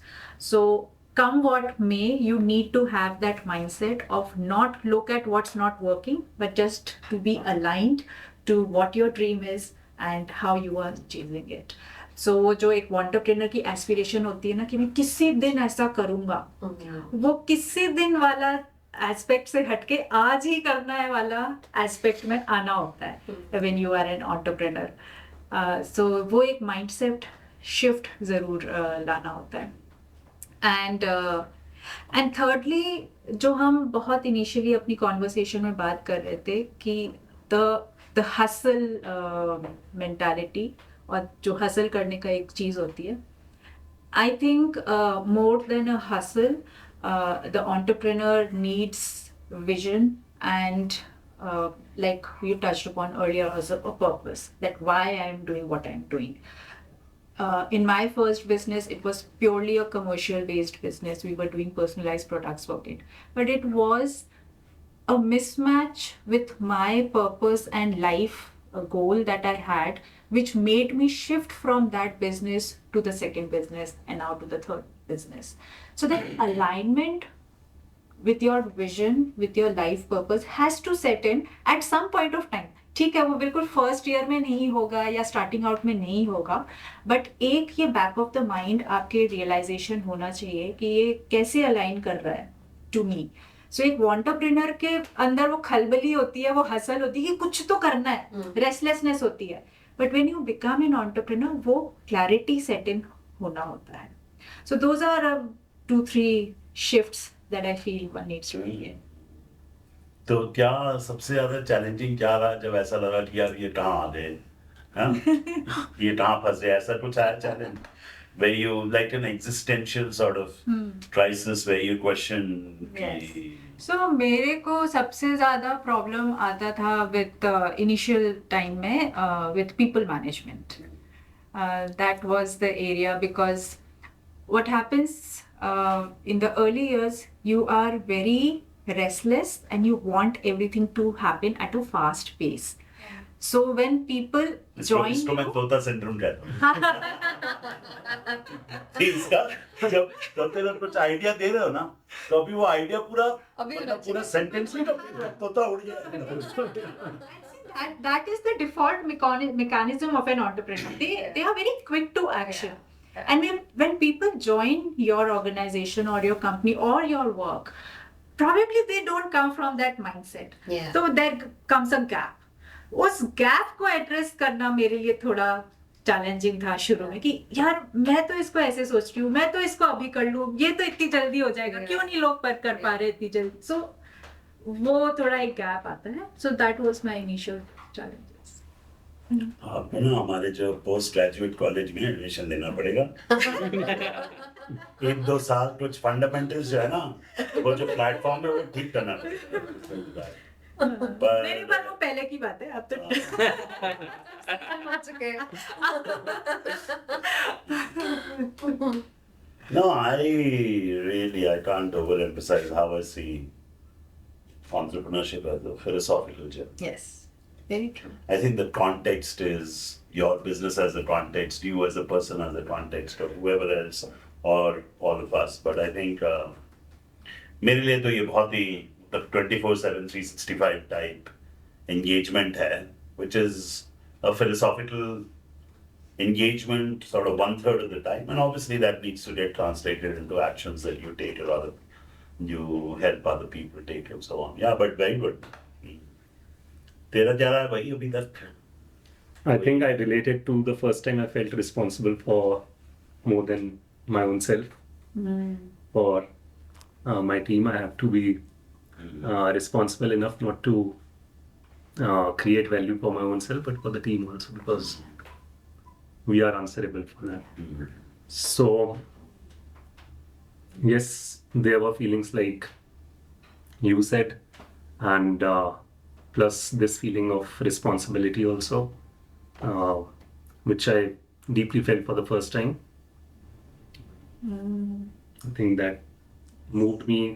I progressed on the path of Wantapreneurship to entrepreneurship. True, true. पर क्या visible मतलब तुम्हारे को signal क्या मिला कि तुमने शीशे में देखा कि अच्छा जी ये जो काला टिक्का है बाईं तरफ होता था अब दाईं तरफ हो गया because I am on the path of entrepreneurship. तो ऐसा क्या विजिबली ऑब्जर्व किया तुमने कुछ जो चेंज आया हो? Visible change is the economics which we work for, which we are answerable to. As while we say that we are entrepreneurs, we have to be responsible entrepreneurs. So we are answerable to a larger system, governance system, where there are a lot of economics also into play. And those economics are there to ensure that we are creating a right amount of value for the team as well. So when you get into that formulation, you try to put every number into that metric and get a positive sign on the difference. That takes you, because you want that positive sign. Correct. हाँ भी तो तेरी जिंदगी कैसे बदली है जब से तू ऐसे पागलपन वाले काम करना तुमने शुरू किया, ऐसे जेल में जाके लोगों से मेहनत करवाना? मेरी जर्नी स्टार्ट हुई थी एज ए इनोवेटर, और जैसे हम लोग कभी बात कर रहे थे कि स्टार्टअप एक बिजनेस में क्या डिफरेंस होता है. सो मेनली इनोवेशन का अंतर होता है. And in India like more then 90% of startup fail in a year. मतलब 90% स्टार्टअप एक साल के अंदर बंद हो जाते हैं, और जो 10% बचते हैं उनमें से भी लगभग 2% स्टार्टअप फंड रेज कर पाते हैं. तो कितना परसेंटेज गैप है, कितना ज्यादा. तो प्रॉफिटेबिलिटी अगर उनको नहीं मिली तो डेफिनेटली वो भी डेड होने वाले हैं. और जो ज्यादातर 3 साल क्रॉस कर जाते हैं उनका चांस होता है कि वो बच जाएं. जैसे मैं खुश हूँ, मुझे 5 साल हो चुके हैं कि मैं इजीली बंद नहीं होने वाला. हाँ, हो सकता है कि मेरा वो कोई बड़ी कंपनी एक्वायर कर ले, तो बंद तो मैं नहीं होने वाला. मैं 14 साल की उम्र से इनोवेशंस कर रहा था. पहला इनोवेशन था विंड हार्नेसिंग मशीन. एक ऐसी विंड हार्नेसिंग मशीन बनाना जिससे रिन्यूएबल एनर्जी के फॉर्म में इलेक्ट्रिसिटी जनरेट होती है. बहुत हिट प्रोजेक्ट रहा. मुझे मौका मिला उस टाइम गवर्नमेंट के साथ काम करने का, तो पता चला कि सिस्टम थोड़ा स्लो है, तो कुछ ऐसा बनाओ जिसको खुद से आगे लेके जा सकें. फिर उसके बाद मैंने स्टिक बनाई जो कि काफ़ी हिट प्रोजेक्ट रहा. खुद बना के बेची भी, उससे भी बहुत सारी चीज़ें समझ में आई कि कैसे कर सकते हैं कैसे नहीं. फिर एक प्रोजेक्ट किया स्मार्ट इरीगेशन स्प्रिंकलर मशीन. वो भी काफ़ी अच्छा प्रोजेक्ट था जिसमें हम लोग वाटर सेव कर रहे थे और इरीगेशन पर्पज से वो यूज़ हो रहा था. ये सब चीज़ें करते करते समझ में आया कि कुछ ऐसा करना है जो स्केलेबल भी हो, जिसे कंट्रोल भी कर सकें, जो जो बड़ा भी बन सके। तो फिर स्टार्टिंग हुई एनर्जनी की स्टार्टिंग कैसे हुई? ऐसे मतलब ऐसे नहीं था कि धंधा करना है, काम करना है या इससे पैसे अर्न करने हैं। एक प्रॉब्लम दिखी थी कि टेम्पल जो वेस्ट है वो डंप होता है नदियों के अंदर, जिससे पॉल्यूशन होता है। उसे कैसे रोका जा सकता है? तो मैंने पुजारी जी से मना किया कि कचरा आप इसमें मत डालिए। उन्होंने बोला यहाँ ना डालूं तो कहाँ डालूं? एक बहुत जेन्युइन क्वेश्चन था। जो मैंने पढ़ाई करी, मैंने उसमें एक सब्जेक्ट था कंक्रीट टेक्नोलॉजी, जिसमें सिखाया गया कि कैसे चीज़ों को कंक्रीट में चेंज कर सकते हैं। तो टेम्पल ऐश को चेंज किया कंक्रीट में, उससे स्टैचू स्क्रप्चर्स बनाए। तो डेफिनेटली मतलब बहुत अच्छी मेरी टीम बनी, 20-22 लोग स्टार्टिंग में ही जुड़ गए। अच्छा इंक्यूबेशन सेंटर का सपोर्ट मिला, बहुत अच्छा मीडिया पीआर, ये सब चीज़ें थी। तो 2018 से 20 की जर्नी बहुत अच्छी रही। हम लोग बहुत प्रोग्रेस करी, बहुत अच्छे से ग्रो हुए। पर इतने ज़्यादा ग्रो हुए कि हम लोग प्रोडक्शन करे जा रहे थे और सेल्स पे ध्यान ही नहीं दिया। और टीम बड़ी होती जा रही थी, लोगों को स्टाइपेंड देना, ट्रैवलिंग, फूड एक्सपेंसेस, ये सारी चीज़ें। तो एक मोमेंट ऐसा था कि मैं इंटरनेशनली फ्लाई कर रहा था और बस में देने के लिए मेरे पास 5 रुपए नहीं थे। और मैं 5 स्टार होटल्स में खाना खा रहा था, पर मैस के पैसे भरने के पैसे नहीं थे। तो उस टाइम समझ में आया कि थोड़ा स्लो होना होगा, थोड़ी सेल्स भी सीखनी होगी। क्योंकि पहले तो मैं एज ए इनोवेटर था, चीज़ें बनाना जानता था। चीज़ें बना के तुम एक बार प्राइज मनी जीत सकते हो, 2 बार जीत सकते हो, कंपटीशन जीत सकते हो, ग्रांट जीत सकते हो, पर जब तक तुम उसे बेच नहीं पाओगे तब तक तुम सस्टेनेबल नहीं बन पाओगे।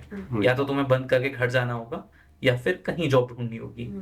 तो फिर धीरे धीरे करके टीम कम करी, चीज़ों को बेचना स्टार्ट किया। जैसा भी एक बहुत अच्छा एग्जांपल चीफ ने आपने दिया था कि क्यों 2 आइसक्रीम की ठेलियां अलग अलग ना खड़ी होकर एक जगह पर खड़ी होती हैं। कोविड के बाद में, जस्ट बाद में, हम लोगों ने सोचा कि थोड़ा बाउंस बैक करना होगा। अभी आप बाउंस बैक के बारे में बात करी, बाउंस बैक करना होगा। कुछ पैसे हम लोग के पास थे, कुछ मार्केट से उठाए, तो 5-7 लाख रुपए इन्वेस्ट किए गणपति बनाने के लिए। गणपति बनाने के लिए जब वो पैसे इन्वेस्ट किए तो हम लोगों ने सोचा कि अब ये बेचेंगे कैसे? गणपति तो हम लोगों ने बना लिए। तो मन में ऐसा आइडिया आया, मॉल्स में स्टॉल्स खरीदते हैं और एक हफ्ते के लिए रेंट करते हैं और उसके थ्रू बेचेंगे। जीआईपी मॉल में, सीपी मॉल में, सिटी सेंटर मॉल में, ऐसे बड़े बड़े मॉल्स में स्टॉल्स ले लिए। मॉल्स के अंदर स्टॉल्स होते हैं, पर डे तकरीबन 2-3 हज़ार रुपए पे करने होते हैं। पर उनमें लाइट वाइट का खर्चा, टीम का खर्चा, एक ट्रक रखा ट्रांसपोर्टेशन के लिए जो सारे मॉल्स में घूमता। हम लोगों ने लगभग 7 मॉल्स के अंदर अपने स्टॉल्स लगाए। अब यहाँ पे मैं चाहूंगा आप लोग भी इस कन्वर्सेशन में इन्वॉल्व हो, ठीक है? तो गणपति काफी अच्छे से सेलिब्रेट किया जाता है दिल्ली एनसीआर में। तो हमने स्टॉल्स लगा दिए। अब गणपति आने में 4 दिन बचे हुए हैं, 7 मॉलों के अंदर हमारे स्टॉल्स हैं। गैस करिए जब चौथा दिन जो है उस दिन हमारी कितनी सेल हुई होगी? 7 malls, हाँ 100 लास्ट डे। नहीं, 4 दिन बचे हैं गणपति 4 दिन आने। बचे हैं अभी, हाँ and it is the first day. First. या तो बिल्कुल Every नहीं हुई होगी या ताबड़तोड़ हुई 10 होगी। up 70, 100 is the right order. I think 100, 10 की power 2. ठीक है। हमारी बस एक गणपति की सेल हुई थी और मात्र 700 रुपए की। अब सोच के देखो, हमारा एक मॉल का 3-3 हजार रुपए रेंट जा रहा है और उस पे लोग भी बैठे हुए हैं जिनकी जो वो भी पैसे ले रहे हैं, ट्रांसपोर्ट भी हो रहा है, लाइटें भी लगी हुई हैं, सब चीजें हैं। मतलब उस दिन का खर्चा है 20,000 से ऊपर का, सिर्फ उस दिन का। जो इन्वेस्टमेंट लगी वो अलग। और सेल कितने की हुई है? 700 रुपए की। मैं लिटरली खेला हुआ था क्योंकि मार्केट से भी पैसा उठाया हुआ था। मन में सोच रहा था कि कोई नहीं, दिवाली अच्छी करेंगे, लौटा देंगे। तो कहीं ना कहीं अपने आप से झूठ बोल रहा था। ऐसा थोड़ी ना होता कि तुम 8-10 लाख का लॉस करके फिर अगले बार 20 लाख कमा लो। तुम अपने आप को बोल सकते हो, पर जो ये अभी बिल्कुल हर्षित ने कहा, you are responsible for other people, you are transferable to other people. मेरे टीममेट्स मेरी तरफ देख रहे हैं कि मैं क्या करूंगा ऐसे करके। और मैं तो 18 साल का था जब एमबीए के सेकंड ईयर के स्टूडेंट या एमबीए पास आउट मुझे सर बोलते थे उस टाइम पे। लिटरली बहुत अजीब लगता था मुझे, मैं उन लोग के इंटरव्यूज करता था। तो फिर 3 दिन बचे हुए हैं। अब तीसरे दिन मेरी दीदी आ गई मुझे सपोर्ट करने के लिए कि मैं देखती हूँ कैसे क्या हो रहा है। और उस दिन गैस करिए कितनी सेल हुई होगी? 3 आज 10 की power 2.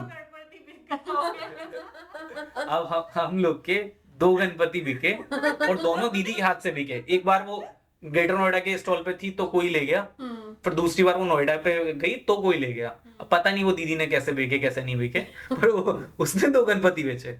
अब गणपति आने में 3 दिन बचे हुए हैं, ठीक है, 3 नहीं, ये 2 दिन बचे हुए थे और मैं लिटरली अपनी घर की छत पे खड़े होकर सोच रहा हूँ कि कैसे क्या किया जाएगा, क्या होगा, सब बहुत बेकार जा रहा है ऐसे करके। और मेरे टीममेट्स भी एकदम लो, बिल्कुल लो, कि कुछ हो ही नहीं रहा। उनका तो ऐसा मन था वो वहाँ जाए भी नहीं स्टॉल्स पे, पर स्टॉल्स के पैसे सब एडवांस में गए हुए हैं, माल भी तैयार है, सब चीजें तैयार हैं। मैं सोच रहा था क्या करना है अब, क्या होगा, इतना सारा ये फेंकेगा सारा माल, सारे सब चीजें, कुछ नहीं होने वाला। तो मन में आया कि कुछ अलग ट्राई करते हैं, क्योंकि अब तो फेल तो होने ही होने हैं। तो मैंने अपने एक मित्र को कॉल किया जिसका नाम अमन शर्मा है, और वो मुझे मेरे कॉलेज में मिला था। और मेरे कॉलेज में वो कैसे मिला था कि मेरे कॉलेज में ना मुझे ज़्यादातर टीचर्स पसंद नहीं करते थे, क्योंकि मैं सिविल में होते हुए मैकेनिकल का सारा काम करता था। तो और बहुत अलग मेरी इमेज बनी हुई थी। खैर मैंने अपने कॉलेज को बहुत सारे अवार्ड्स ला के दिए, बहुत पीआर किया, तो जानते थे वो लोग, पर बहुत ज्यादा पसंद नहीं करते थे। तेरे को दिन छोड़दा सांछड़ बुलाते थे इस कॉलेज में। हाँ, कुछ भी बोल सकते हैं आप। मतलब बहुत बहुत ज्यादा पंगा रहता था, क्योंकि मैं रात को काम करता था, मैं शॉर्ट्स पहनता था, वो लोग बोलते थे शॉर्ट्स अलाउ नहीं है, मैं बोलता था कहाँ अलाउ नहीं है, मुझे दिखाओ ऐसे करके। तो कॉलेज पास आउट करने के बाद मैं कुछ चीज लेने गया था अपने कॉलेज में, तो मुझे सुनने में आया कि यहाँ पे एक लड़का है जो तुम्हारे जैसा है, जो इनोवेशंस करता है। और जब मैं निकल रहा तो मैंने वार्डन से पूछी कि ऐसा अमन नाम का कोई लड़का है, तो बोलता वो तो एकदम बेकार है, उसने 3 महीने से इसकी फीस भी नहीं दी और खत्म है वो, तो उससे क्या करोगे तुम मिलकर। और मुझे उस टाइम एक ऑर्डर मिला हुआ था, तो मैंने बोला कि 3 महीने की फीस है ना, उसने बोला हाँ। तो लिटरली मतलब ऐसे नहीं मैं बहुत अमीर था, पर मैंने उसको 4500 रुपये निकाल के दे दिया। मैंने बोला उससे फीस मत मांगना ऐसे करके, और मैं वहां से जा रहा था, पीछे से ऐसे करके आवाज आई कि आकाश भाई ऐसे करके। उस बंदे को पता भी नहीं था कि मैं उसकी मैथ्स की फीस पे करके आया हूँ। हम लोग मिले, मैंने उसका रूम देखा, पूरे रूम में ऐसे कचरा पड़ा हुआ था इलेक्ट्रॉनिक्स का। मैं देख के बड़ा खुश हुआ कि लिटरली ये तो मेरे ऐसा ऐसे करके मैं आ गया। हम लोग बीच में 2-3 बार मिलते रहे। तो मेरे को फाउंडर या मेरे टीममेट्स के साथ चैलेंज क्या था ना, अगर मैं उन लोग से बोलता कि हमें ऐसे रोड साइड खड़े होकर गणपति बेचने हैं, तो वो लोग शायद नहीं बेचते, क्योंकि वो सब अच्छे परिवार से थे या अच्छे तरीके से रहते थे। मैं एज अ ओनर, जैसे हम लोग इस बारे में भी डिस्कशन कर रहे थे कि हमें सब करना पड़ता है, चाहे डिलीवरी हो चाहे सब चीजें हो, लिटरली सब चीज करनी पड़ती है स्क्रैच से। एक स्टार्टअप फाउंडर अगर ऐसा नहीं करेगा तो वो धंधा ही नहीं कर सकता, वो काम ही नहीं कर सकता। मैं तैयार था सब करने के लिए, पर मैं अकेला सब कुछ नहीं कर सकता। तो मैंने कॉल किया उस बंदे को कि हेलो अमन भाई, तेरी जरूरत है 2 दिन के लिए, तो आ सकता है? पता नहीं अपना कुछ जरूरी काम कर रहा होगा, कैसे भी होगा। उसने बोला हाँ भाई मैं आ जाऊंगा। हमने ऐसे साइड में मार्केट से 2 टेबल रेंट करी, 100 रुपए उसका रेंट गया, 200 रुपए सिक्योरिटी गई। गणपति का ही एक मार्केट था ऑलरेडी, जो मैं देख के आ चुका था, पर मुझे लगा था कि यहाँ पे तो रोड साइड पे कौन ही गणपति खरीदेगा, मॉल्स में लेते हैं। मैंने देखा वहां पे ना भीड़ लगी हुई थी गणपति से 2 दिन पहले, अच्छे लोग आए हुए थे, गाड़ियां खड़ी हुई थी। तो मैंने जैसे उस मार्केट में घुसते हैं उससे जस्ट पहले 2 टेबल लगाए, ठीक है, एक टेबल स्टार्टिंग में लगाया, एक बीच में लगाया, अमन को यहाँ खड़ा किया। हम लोगों ने देखा घंटे भर के अंदर ही अमन को लगभग 30 स्टैचू दिए थे, और 30 के 30 निकल चुके हैं। मतलब हमारी बहुत अच्छी सेल हो रही है। तो समझ में आया कि गड़बड़ हमारे स्टैचूज में नहीं है, गड़बड़ है जगह में। हाँ, गड़बड़ है जगह में, हमें यहाँ लगानी चाहिए। तो हमने धीरे धीरे करके ट्रक वाले से बोल के सारे मॉल से वहां लाना स्टार्ट किया। और गणपति के दिन की सुबह 10 बजे हमारा सारा स्टॉक खत्म हो चुका था, और हम लोग ने बहुत अच्छा प्रॉफिट जनरेट किया। Very nice. लिटरली बहुत अच्छा प्रॉफिट जनरेट किया।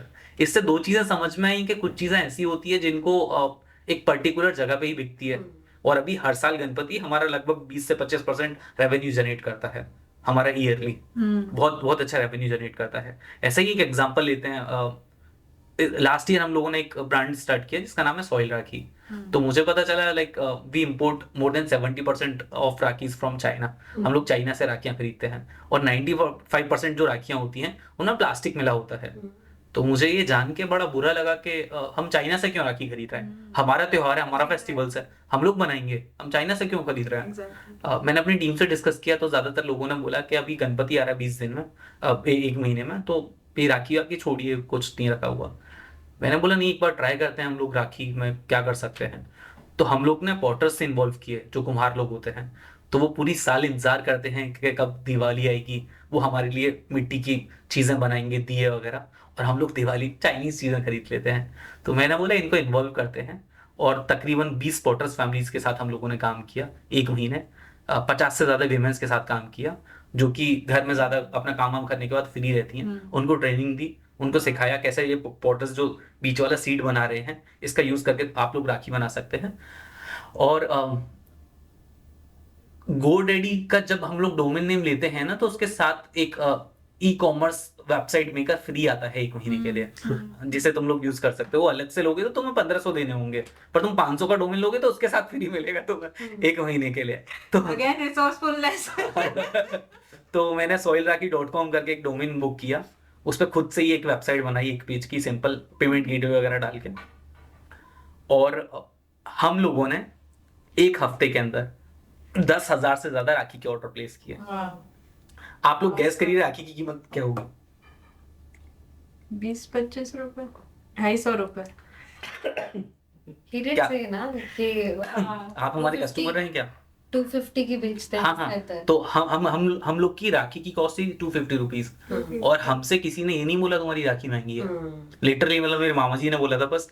जब उन्होंने बोला था 5 राखी भिजवा देना, मैंने उनको पेमेंट का बैंक अकाउंट डिटेल भेजी थी, तो उन्होंने बोला इतनी महंगी। वो तुमसे तो फ्री में एक्सपेक्ट कर रहे थे ना।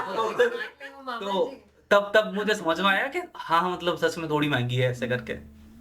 तो हम लोगों ने उस छोटी सी वेबसाइट के थ्रू इतनी राखी बेची।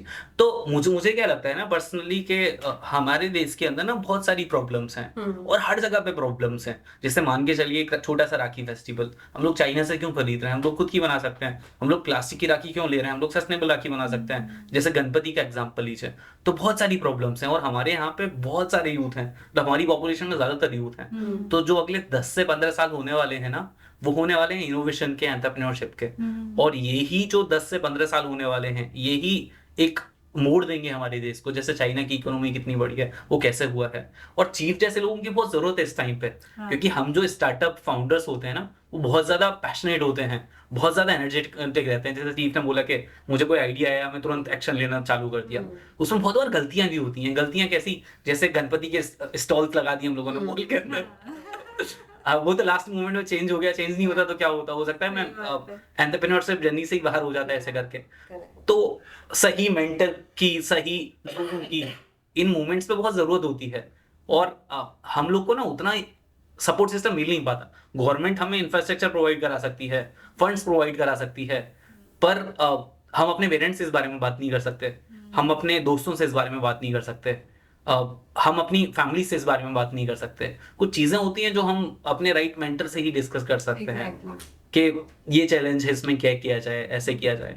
तो चीफ जैसे लोगों की बहुत जरूरत है, जो समझ सके लोगों को, जो बता सकें तुम्हें राइट मोमेंट, राइट टाइम पे क्या करना है। तो ऐसे ब्रिंग देयर एक्सपीरियंस, जो कि अभी तुम्हारे पास नहीं है, जो मतलब जो यंग एंटरप्रेन्योर के पास अभी नहीं है, और वो एक्सपीरियंस के साथ जब वो चीज को शेयर करते हैं, तो वो जो गलती तुम शायद करने वाले हो, वो अवॉइड हो सकती है, अवॉइड हो जाती है डेफिनेटली। और अभी हम लोग मिलके एक चीज के ऊपर काम कर रहे हैं जिसका नाम है अनबबल करके। तो अनबबल क्या चीज है, मैं थोड़ा शॉर्ट में इस चीज को बताना चाहूंगा।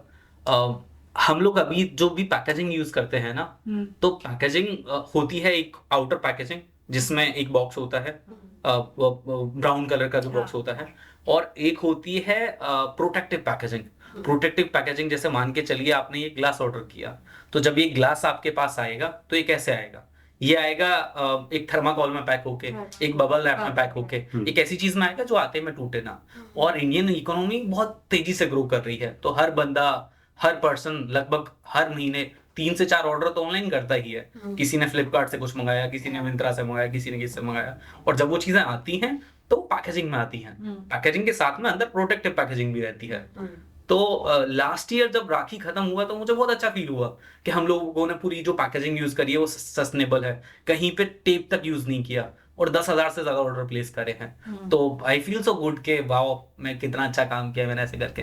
राखी के बाद गणपति भी हुआ, जब दिवाली आई तो हमको कॉर्पोरेट गिफ्टिंग के ऑर्डर्स आए, और जब वो ऑर्डर्स आए तो हमको वो बबल रैप में, थर्माकोल में पैक करके भेजने पड़ रहे थे। तो मुझे लगा कि मैं एक तरफ तो थोड़ा सस्टेनेबल गिफ्टिंग का स्टार्टअप चला रहा हूँ, दूसरी तरफ खुद ही नॉन सस्टेनेबल चीजें यूज कर रहा हूँ, ये कहाँ से सही हुआ? तो मुझे ऐसा नहीं करना चाहिए।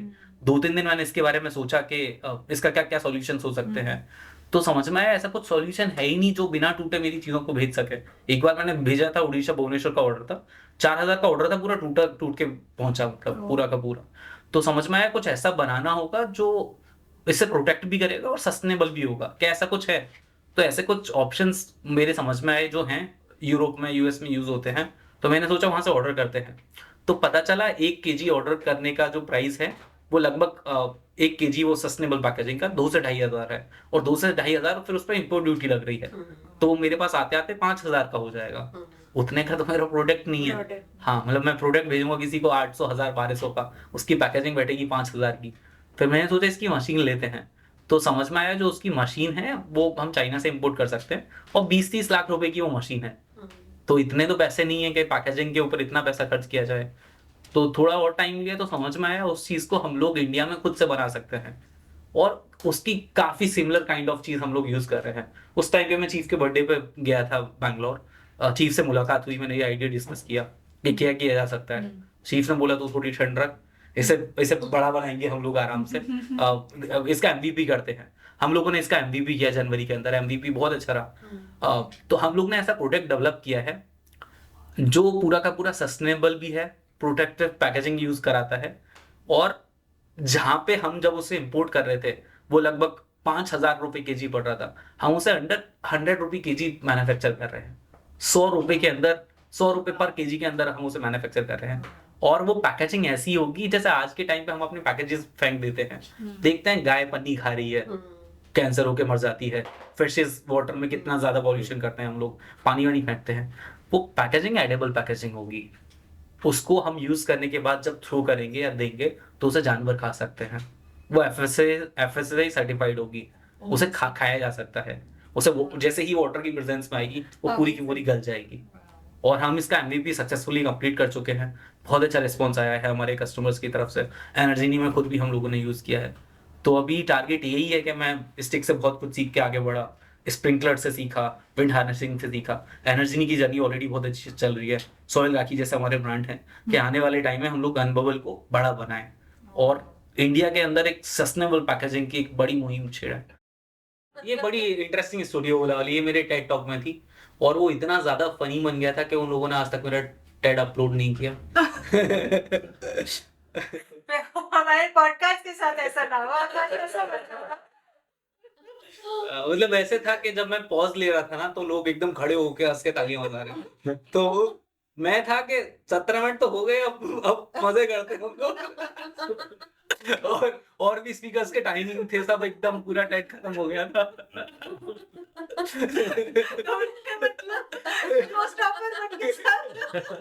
मतलब लोग उनको परमिशन नहीं दे रहे थे मुझे हटाने की, जो ऑडियंस थे, और सामने 500 लोग का ऑडियंस था टेड के टाइम पे, बहुत अच्छा टेड था। अब उन लोग का टाइम अटका हुआ है, सब बर्बाद कर दिया था। तो बेसिकली जब मैं अपने कॉलेज के टाइम पे था तो हम लोग एक बार हाईवे क्रॉस कर रहे थे, ये जो नेशनल हाईवे है जयपुर वाला, और हमारे सामने एक काव का और एक काव क्रॉस कर रही थी हाईवे, उसका एक गाड़ी से एक्सीडेंट हुआ, जो गाड़ी पूरी तरह से टूट गई, काव के भी चोट लगी। मेरे दोस्तों ने वो गाड़ी वाला बहुत मारा। और और काव को वही चलते में एक ट्रक में डाल के हॉस्पिटल ले गए, तो गाड़ी वाला बहुत मारा, किसी ने नहीं देखा उसकी गलती है नहीं। तो मैंने उनसे बोला यार क्यों मार रहे हो? तो ये हुआ। अब इसके बाद जब ये बात है 2019 के नवंबर की, तो मैं नॉलेज पार्क में रहता था, और नॉलेज पार्क ना काफी खुला हुआ एरिया है, मतलब ग्रेटर नोएडा के अंदर काफी पेड़ हैं, हरियाली है, और अभी के टाइम पे यूपी में या पूरे इंडिया में काफी सारी काउस घूमती हैं, क्योंकि अभी मार नहीं सकते ऐसे करके। बहुत सारी काउस हैं, जहां भी जाओगे आपको सामने मिल जाएंगी। तो मैं अपने दोस्त के साथ बाइक पे जा रहा था, और हमारी बाइक एक काऊ में टकरा गई, और थोड़ी हमारी चोट वोट भी लगी, पर वहां पे कोई था नहीं तो हम नहीं बैठे। ऑनेस्ट ट्रीट के चलते बाद में बता देते फ्रेंड्स को, बाद में बता देते। काव के चोट नहीं लगी थी, वो तो ऐसे चली गई, हमारी चोट लगी थोड़ी, और हमने बाइक थोड़ा रिपेयर वगैरह कराया। तो मैंने सोचा कि ऐसा होता क्यों है, और ये बहुत ज्यादा होता है क्योंकि थोड़ी धुंध होती है नवंबर से लेके जनवरी तक के बीच एनसीआर के, और काउस तो वैसे भी बहुत ज्यादा मिलती है जहाँ पे भी जाते हैं। तो मुझे समझ में आया कि यार जैसे मेरी बाइक टकराई है, ऐसे तो काफी लोग टकराते होंगे पूरे एनसीआर के अंदर, पूरी इंडिया के अंदर काउस से। दूसरा, मैंने कुछ ऐसा भी न्यूज़पेपर में पढ़ा था, जैसे सॉइल राखी मैंने क्यों स्टार्ट करी, मैं इकोनॉमिक्स टाइम्स का एक आर्टिकल पढ़ा था कि कैसे हम चाइना से इंपोर्ट कर रहे हैं। तो मैंने पढ़ा कि काफी सारी काउस ना ठंड में मर जाती है, रोड पे रहती है, सड़क पे रहती है, इतनी ज्यादा ओस पड़ती है, इतनी ज्यादा वो होती है कि ठंड से मर जाती है। जैसे हमारे गाँव में जो जानवर रहते हैं उनके ऊपर हम एक कपड़ा डाल के रखते हैं, बोरियां डाल के रखते हैं, और उनको शेड के अंदर रखते हैं कि वो बाहर नहीं रह सकते, वो सर्वाइव ही नहीं कर सकते। ये भी जो काउज हैं, ये ऐसे नहीं है कि शुरू से बाहर रही हैं, ये पहले लोगों के घर में थी, जब उन्होंने दूध देना बंद कर दिया तो उनको छोड़ दिया, वो बाहर रहने लगी। और ज्यादातर काउज को तो ऐसे आदत भी नहीं होती है कि गायों को कि वो बाहर रह सके, उनका ज्यादातर काउ के ऐसा होता है कि पहली साल वो बाहर रही है इतनी ठंड में। तो मैंने सोचा यार कुछ करते हैं इसके लिए, कुछ तो करना पड़ेगा, वैसे तो काम नहीं चलने वाला।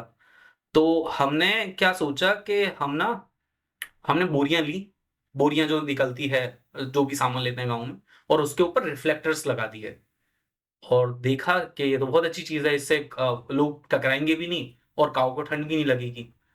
तो मैंने ऐसे 5-6 बोरियां बना के काऊ के ऊपर लगा दी, अपने टीम की हेल्प से। हम लोग बड़े खुश हुए, पर समझ में आया कि 5-6 लगाने से क्या होगा, काउस तो हजारों हैं सिर्फ नॉलेज पार्क के अंदर, सिर्फ ग्रेटर नोएडा के अंदर। तो ऐसे स्केल कैसे कर सकते हैं? अ, पर अपना बैंक अकाउंट खोल के देखा तो देखा इतने पैसे तो नहीं है जो ऐसा किया जा सकता है। मैं तो ज्यादा 10-20 काऊ के ऊपर कर सकता हूँ, और वो भी करना डिफिकल्ट होगा मेरे लिए। तो सोचा इसे स्केल कैसे कर सकते हैं। तो हम लोगों ने क्या सोचा कि इसके ऊपर ना हम लोग ब्रांडिंग करेंगे, उसके ऊपर एड चलाएंगे। जो काऊ के ऊपर हम लोग जो कोट उसे पहना रहे हैं, जो जैकेट उसे पहना रहे हैं, उसके ऊपर एड्स चलाएंगे।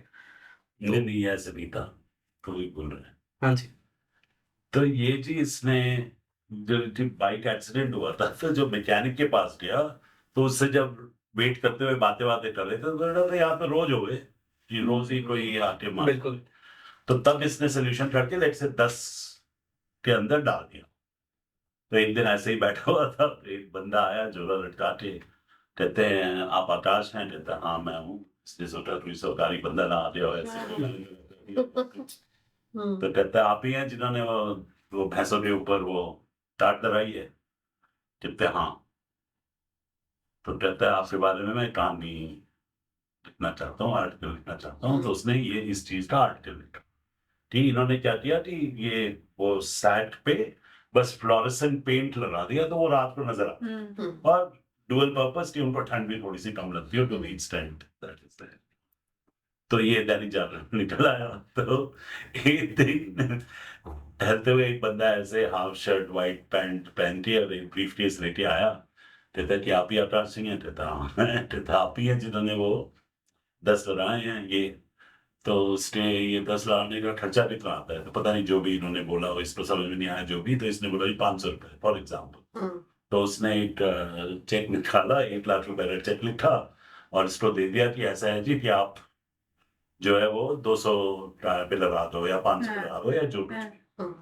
तो इसने कहा कि अरे तो ये आप पैसे कैसे दे रहे हो, ये किस लिए और व्हाटएवर। तो इसने नहीं नहीं ये हमारा सीएसआर फंड होता है, तो उसमें हम मतलब for CSR fund this is a great activity and visible भी है, प्रेस में भी आया हुआ है, ये है वो है। तो then just before he was joining Jagriti, तो ये उसी दिन सुबह ये कहानी सुना रहा था, just before he was joining जागृति एक दिन एक बंदा आया, कहता आप ही हैं जिन्होंने वो टाट लगाई है ऐसे 200 पे? तो ऐसा है कि हम उसमें ना ओला की ब्रांडिंग करना चाहते हैं, ओला का लोगो लगाना चाहते हैं। तो कहता हम आपको पैसे देंगे इस चीज के लिए। तो इसने कहा कि जो एक छोटी सी चीज थी जो खुद का एक्सपीरियंस था, this is again it's a very good example of entrepreneurship.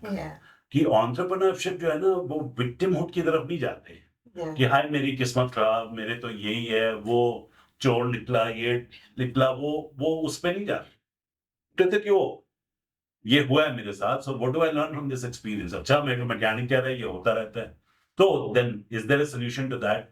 So you started with that purpose of कि वो कदम जहां से तुमने शुरू किया, जो सोच जहां से हुई कि भाई जो मेरे साथ हुआ वो और किसी के साथ क्या मैं बचा सकता हूँ, right? And it's also with respect to a concern for animals ना, कि अगर भाई मोटरसाइकिल से तो इनको चोट लगी, बट अगर ट्रक आके मार दे तो वो तो गाय भैंस बेचारी मर जाएगी, ट्रक को तो क्या हो रहा है या नहीं हो रहा. सो when you start with that sort of intention, तो अपने आप ही जो आउटकम्स होते हैं वो डिस्प्रोपोर्शनेट होते हैं, and they like literally the universe sends them to you कि अच्छा जी आप ही आकाश सिंह हैं, अच्छा आप ही हैं, ये ऐसे था या नहीं? बिल्कुल बिल्कुल. या उस दिन तूने ऐसे ही गोली बना दी? नहीं. मेरे को तो ये कहानी याद है जो लेटे हुए है ये चीज. So this is an outstanding example of an entrepreneurial mindset. और ना सिर्फ एक कंपनी से, मतलब बिल्कुल हम काफी सारे कॉलेजेस आए आगे बढ़ के कि हम लोग चाहते हैं कि तुम हमारी ब्रांडिंग भी उसके ऊपर करो.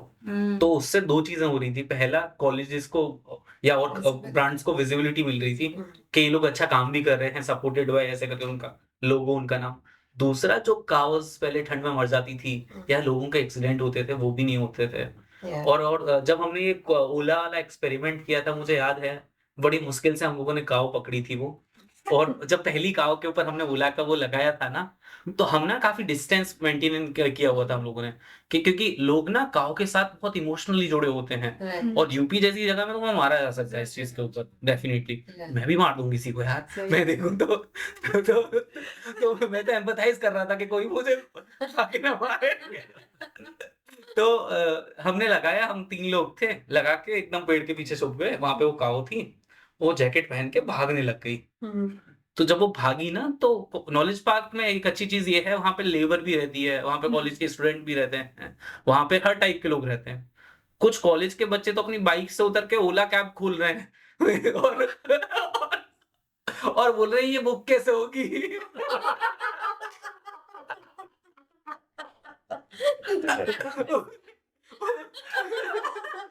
कैब की जगह गाय बुक करी जाए.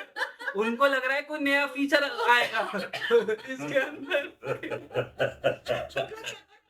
हाँ, और लिटरली इस चीज के हमारे पास वीडियोस हैं कि लोग उतर के अपने फोन में ओला में चेक कर रहे हैं, रिफ्रेश कर रहे हैं बार-बार उसे. ये बुक क्यों नहीं हो रही है? No wonder his TED talk got so long. तो लोग चेक कर रहे हैं, कुछ नहीं हो रहा. हम फिर पीछे उसे फॉलो कर रहे हैं. काव आगे भागे जा रही है मार्केट में, क्योंकि उसे अजीब लग रहा है कि उसके ऊपर क्या आ गया. All of us here have taken that journey already. So we imagined ourselves to be entrepreneurs. We are entrepreneurs today, right? And probably we are wanting that this should go to people or children who want to make that journey and make it good for them. तो मुझे ऐसा लगता है कि हम लोगों ने भी करते करते सीखा है, करते करते हमें अपना पर्पस पता चला. And from everybody's stories, you know, what I'm gauging is adding value to others, moving our focus away from ourselves to others, being responsible for other people's welfare as well, innovation. All of these things are very important for becoming an entrepreneur.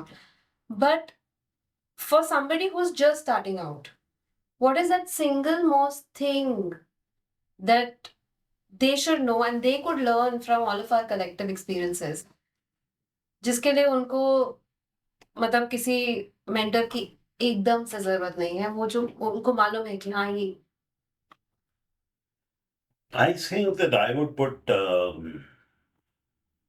the first set of things as such in this basket called, Life 101. Entrepreneurship is, a choice that you make with respect to life, because there is a certain direction that you would like to give life. And so, like I call it, Life 101. Life के फंडे जो है ना, वो perspective जो है वो clear होना बहुत जरूरी है. और वो जब क्लियर हो जाए, काफी हद तक क्लियर हो जाए, तो then you are able to relate it to, okay, this is what life in general is. This is how I see my life or my consciousness engaging with the mass consciousness that we find around us. And therefore, what is the high level direction that I would like to give to that engagement, right? और उस engagement के अंदर obviously there is a value exchange, right? And you have 90 hours per week of capital. So you turn around and say, okay, these are the engagements that I am choosing to do this week because I believe that that's the value that I get out of this, and there is somebody who values that engagement with me being together. So I think there is that fundamental exercise which I call is like, just to get a sense, is like a 30-hour sort of intensive engagement exercise with respect to examples such as that. So life 101. So okay, now you understand, okay, this is broadly how the world functions. This is what my life has been, and this is how I see my life vis-a-vis the world, however I've defined it. That world might be just your community, right? And then, so fundamental lessons, like for example, what's the spelling of illness? I don't know any access. So if you remove the I and replace it with V, W-E, what does it become? Wellness. Right. So I have a foundation, a social impact foundation, which is called I2E Foundation. So, and the notion behind the name, or at least thesis behind the name, is for us as individuals or communities or societies to move from whatever you call illness to wellness. That transformational journey cannot happen without shifting our focus from the I to the we. So, tell a story कि एक बंदा जो था वो let's call him Akash Singh. तो एक दिन तो यमराज ने वो चित्रगुप्त को बुलाया कि हाँ भाई इधर आ जरा, कुछ बड़ा विलर घूम रहा है, आकाश सिंह नाम का एक बंदा है, उसके नीचे जा, उसका टाइम हो गया, उसको लेके आ जा. राइट. तो ये गया, इसने वो डली की नुकड़ पूछा, हाँ भाई इधर आकाश सिंह कौन है? कहता है कि वो सामने खड़ा. राइट. तो उसने देखा, उसको जाके बोला चल भाई तेरा टाइम आ गया, ऊपर ले गया. ऊपर ले गया तो दूसरे दिन यमराज के सामने पेशी थी. तो वो आया तो यमराज ने ऐसी तैसे बुझा दी उसकी, भाई यार यूजलेस गाय, कुछ नहीं करता है ये वो. ये आकाश सिंह नहीं था, ये तो 12 नंबर गली वाला है, वो तो 16 नंबर गली वाला आकाश सिंह था. तो आकाश सिंह कहता है कि भाई सॉरी यार, गलती हो रही, ये आजकल चित्रगुप्त जो है ये पता नहीं क्या गांजा वांजा मार के बैठा रहता है, इसको पता नहीं चलता. पर कोई बात नहीं, आप चिंता मत करो, ये आपको जिफी वापस भेज देंगे. घर वाले आपको मिस भी नहीं करेंगे, वो पता भी नहीं चलेगा कि वो आप चले जाओ. अच्छा थैंक यू. अगर आप बुरा नहीं मानो तो एक सवाल पूछूं कहते. हाँ, अगर आप परमिशन दो तो I just want to get a glance of what hell and heaven is like. He says, हाँ बिल्कुल, ये करने के लिए तो हमारा पूरा PR डिपार्टमेंट है. Look at that girl, वो उसका मिशा इधर आ जरा, ये hell or heaven. So थोड़ा सा टूर पे ले जा, right? So Misha goes, there's this conference room, उसमें पूरा presentation होती है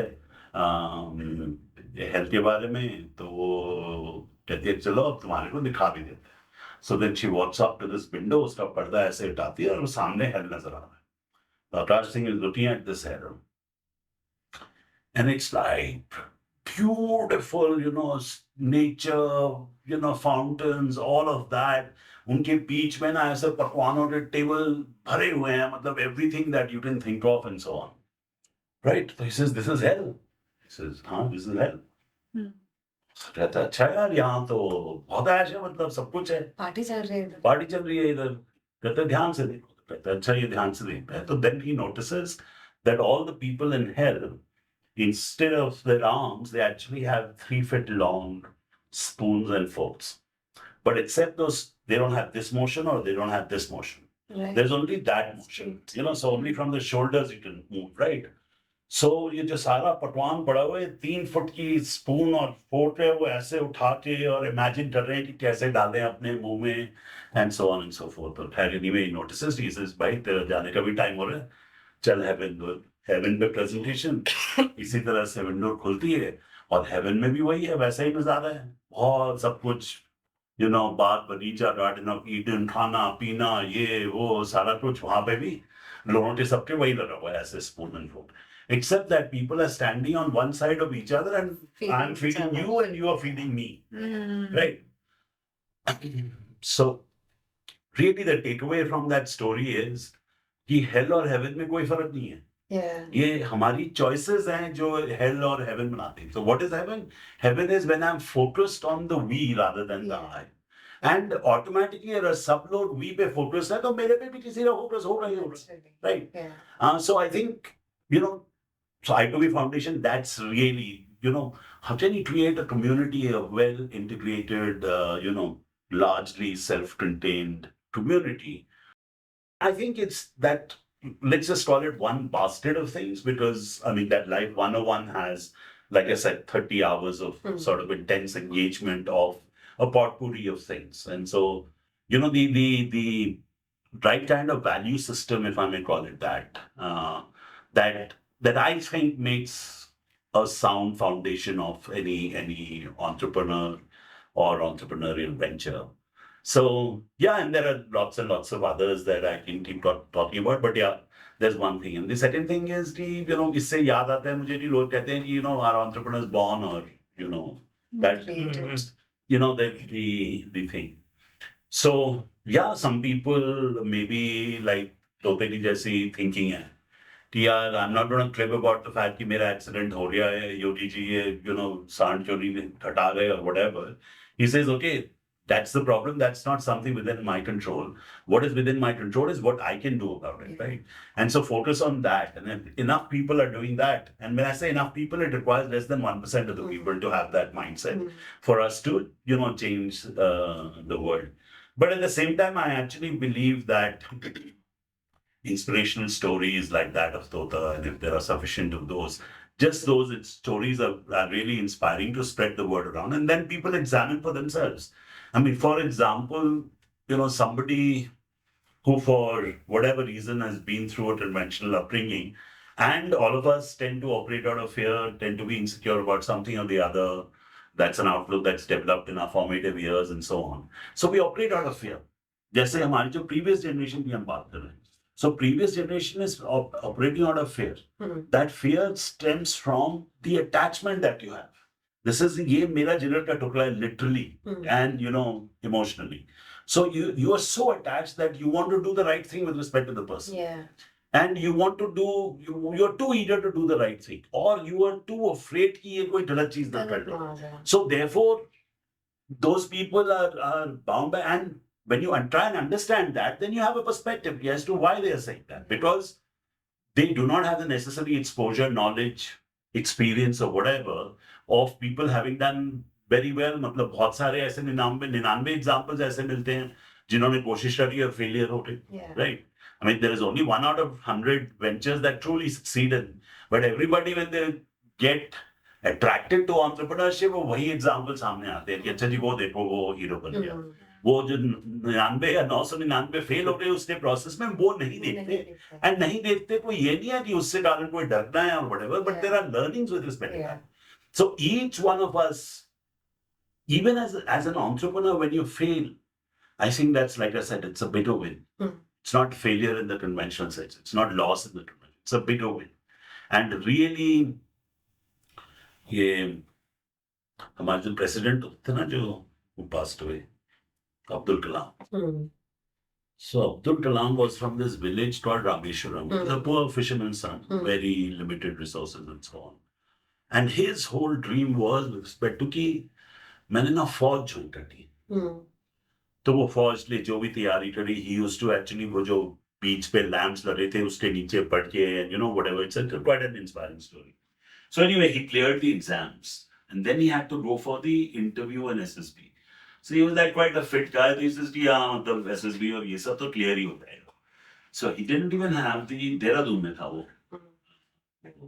जो भी. So he didn't have money to go to Dehradun.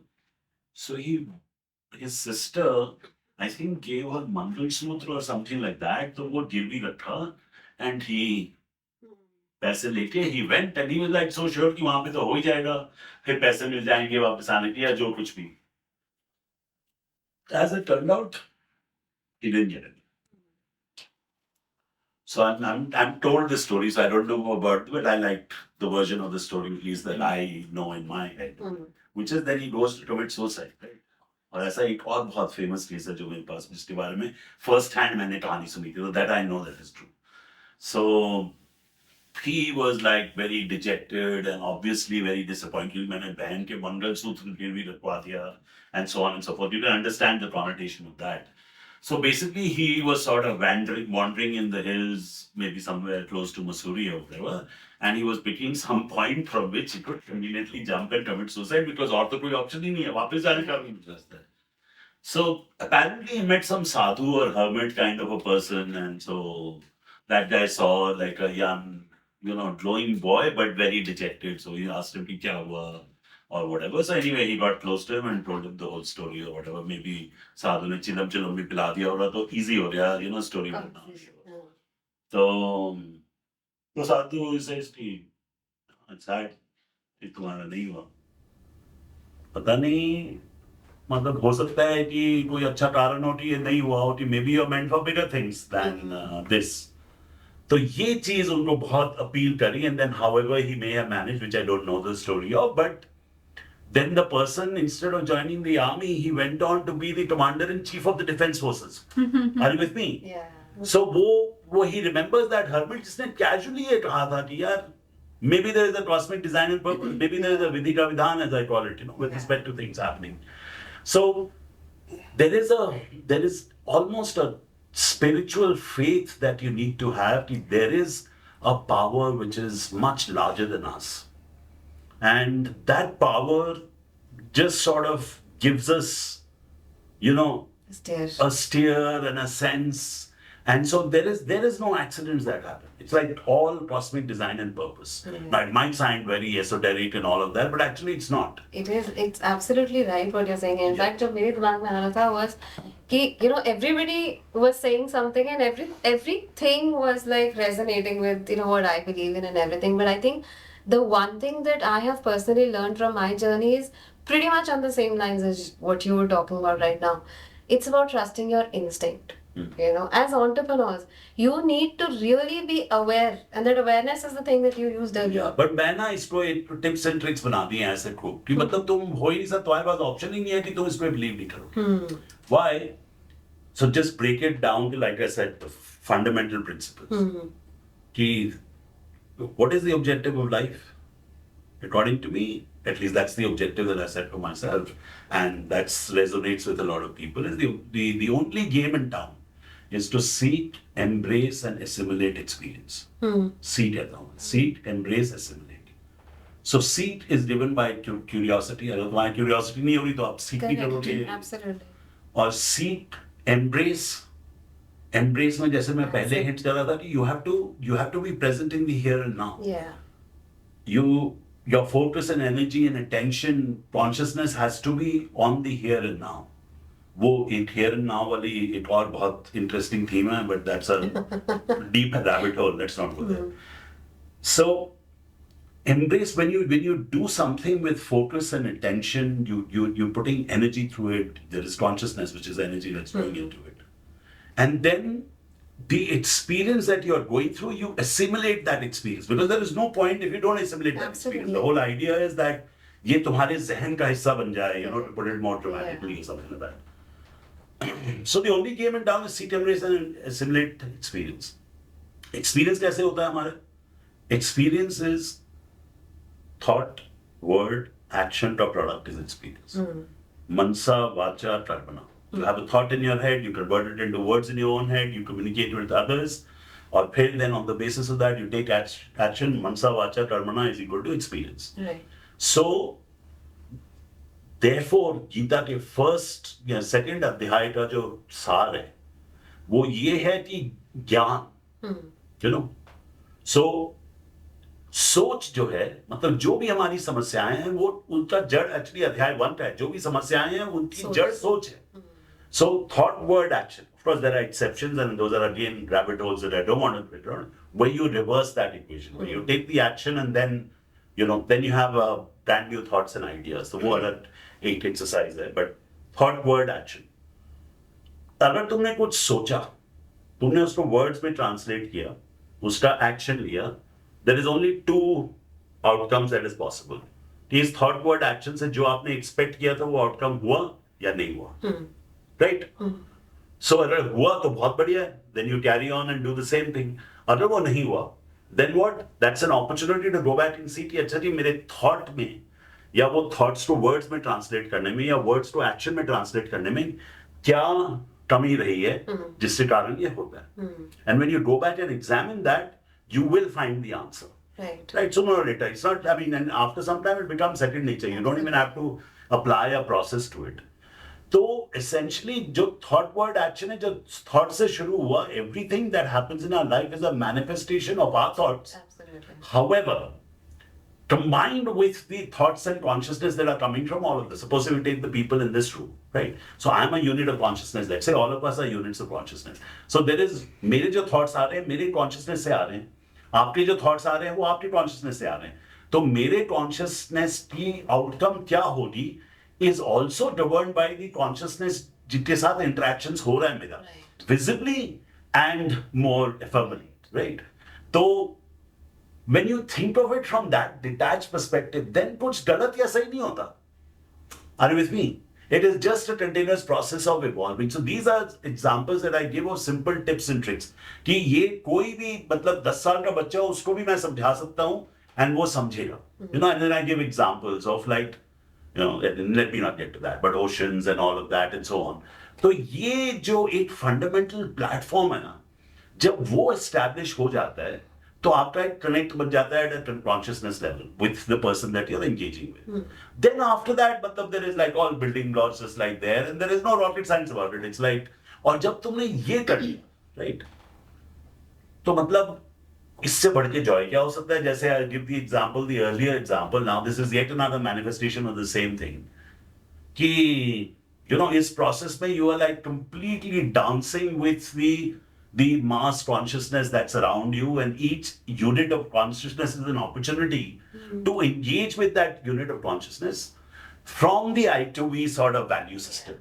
कि अच्छा जी मैं इसकी कैसे add value कर सकता हूँ, और जैसे ही वो process आया उसके अंदर judgment suspend होनी पड़ेगी, because you can only add value when you understand the situation. और उसके अंदर मैं judge कर रहा हूँ नहीं तू तो बेवकूफ है, तूने तो ये क्या कर दिया और ये और वो, right? So, that's again, I'm coming back to the fundamental framework that it's very, very important with respect to the why entrepreneurship. कि कुछ elements तुम्हारे को मिले जो तुम्हारे जहन का हिस्सा बन जाए कि अच्छा, this is why I think entrepreneurship appeals to me.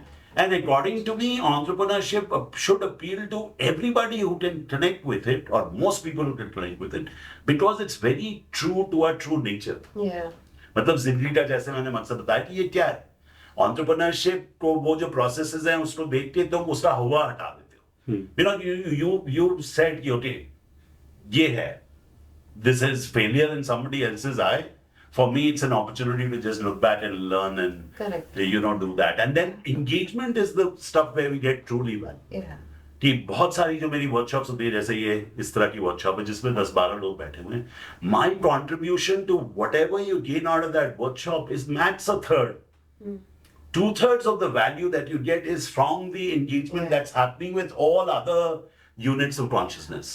And that is like an exponential sort of thing. So sorry, I just get very, I love it when I think like this. I think it was beautiful. I think the whole point is then that, as much as there are things that you need to build your foundation, I think the most important thing is that there is nothing like failure.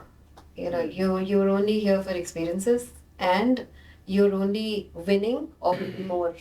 So I think anybody who's wanting to be an entrepreneur should really think of it like that. Yeah. And that'll ease their whole journey or the shift or the move to actually becoming an entrepreneur. Yeah. And now, there are some of these things that really have to become a part of your second nature, like gratefulness, for example. Subah utho, 5-10 seconds, just close your eyes and just be grateful for another day of opportunity and all of the resources and relationships that are there which are contributing positively to your life. Because there are so many people who don't have that. 99% or at least 90% of the people don't have that. उनकी सारी जिंदगी इसी में ही चली जाती है, right? So if you start from that position of gratefulness, then it also brings in the level of humility. Yeah. And then you say, okay, I've got another day of an opportunity, or if you see it in the terms of the earlier terms that I'm talking about weekly. So I have 90 hours of this responsibility. I am grateful for what I have. Let me see how I can become, like 1% better this week in whatever way that I define it. Right? Yeah. And as long as you're conscious of some of these fundamental building blocks of life, that automatically happens. उसमें पहले 2 हफ्ते सोचने की जरूरत पड़ती है, पर उसकी सोचने की जरूरत नहीं पड़ती. तो एक तो ये है सुबह की, call it a morning prayer or just ritual, हाँ, मतलब just, and it doesn't have to be, I mean, it's just, the thought is more important, where you in 5 seconds, maybe you're not even translating it into words. Essentially, some way where you are conscious that I am grateful for this opportunity that I've had. I'm grateful for whatever has come behind me with respect to, and I'm grateful for this another day of opportunity.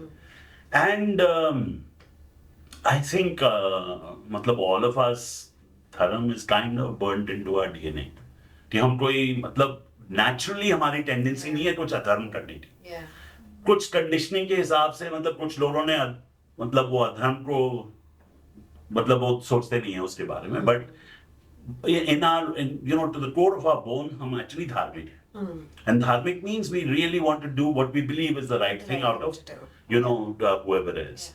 तो वो रहे, and then, I mean, सोने से पहले little bit of forgiveness की, inadvertently हमारे से कुछ हो रहा हो किसी के साथ गलत, तो उसके लिए माफी. If you have these two, and then बीच में सिर्फ एक चीज है, I casually say there is shit you can do shit about, and there is shit you can't do shit about, right? If you want to put it more politely, you can turn around and say, there is change that you can sort of affect, there is change that you can't affect. So you need courage to change what you can, serenity to accept what you cannot, and wisdom to know the difference. And that wisdom is a continuous evolving process. So I think वो बीच में ये है कि अच्छा जी कुछ भी हो गया, okay, is this shit I can do shit about? If not, I have to accept it. मतलब वो चाहे जितना मर्जी मैं ढोल बजा लूँ, कुछ नहीं होने वाला. And then if there is shit I can do shit, but I'll do that shit. And the wisdom comes over a period of time to know the difference between them. I think these simple principles, because it's very important. I think वो हमारी पता नहीं education learning में ये सब पीछे रह गया. Unitron ये वो मेरे को समझ में नहीं आता Unitron क्या चीज है. मतलब मेरे को तो entrepreneurship के अंदर अगर venture है और business है तो मेरे को एक ही चीज समझ में आती है profit-on. कि भैया तुम प्रॉफिट स्टॉप बनाने लगे हो. उसके बाद Unitron, Detatron, Heptatron, whatever, that's all वो progressive process है. The first step is the profit-on, right? तो मेरे को तो मतलब there are obviously IIT juniors who come to for whatever steerings, guidance and so on, with respect to tech ventures. But really I look at ventures very simply कि अच्छा जी ये सारा कुछ करने के बाद, so far, you burnt 18 lakh rupees, okay? Before you become a profit-on, how much more are you going to burn? I'm going to burn another 32 lakh rupees. There's a finite period of time. So, okay, 50 lakhs. Therefore, what is it that you should be generating at the, month 19 or 9 or whatever it may be? So, really the thing is to get them to very quickly to a path where you realize that the most important thing is first is profit-on. और अगर तुम profit-on हो, तुम्हारे पास कभी capital की कमी हो ही नहीं सकती. Correct. One of the advantages that I have is raising capital is all about convincing the capital provider that you don't need the capital.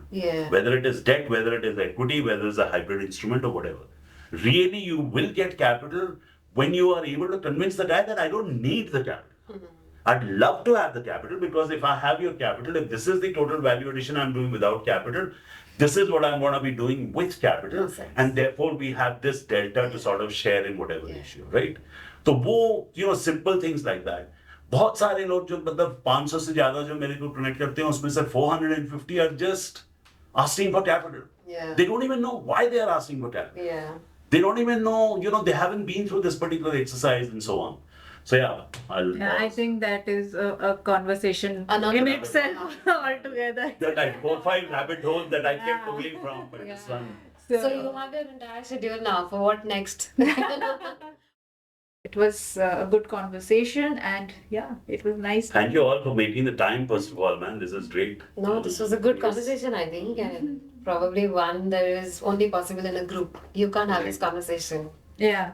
And I think this kind of a conversation needed a group. Yeah. It couldn't be like 1 or 2 people as well. Exactly. But many more group sessions like this, Yeah. I think, in Very energetic. different settings and different That'll be great, people and actually. perspectives. So yeah, I think this is a very small, humble start. But yeah, let's see where this goes. Very exciting. I'm excited to see where this goes.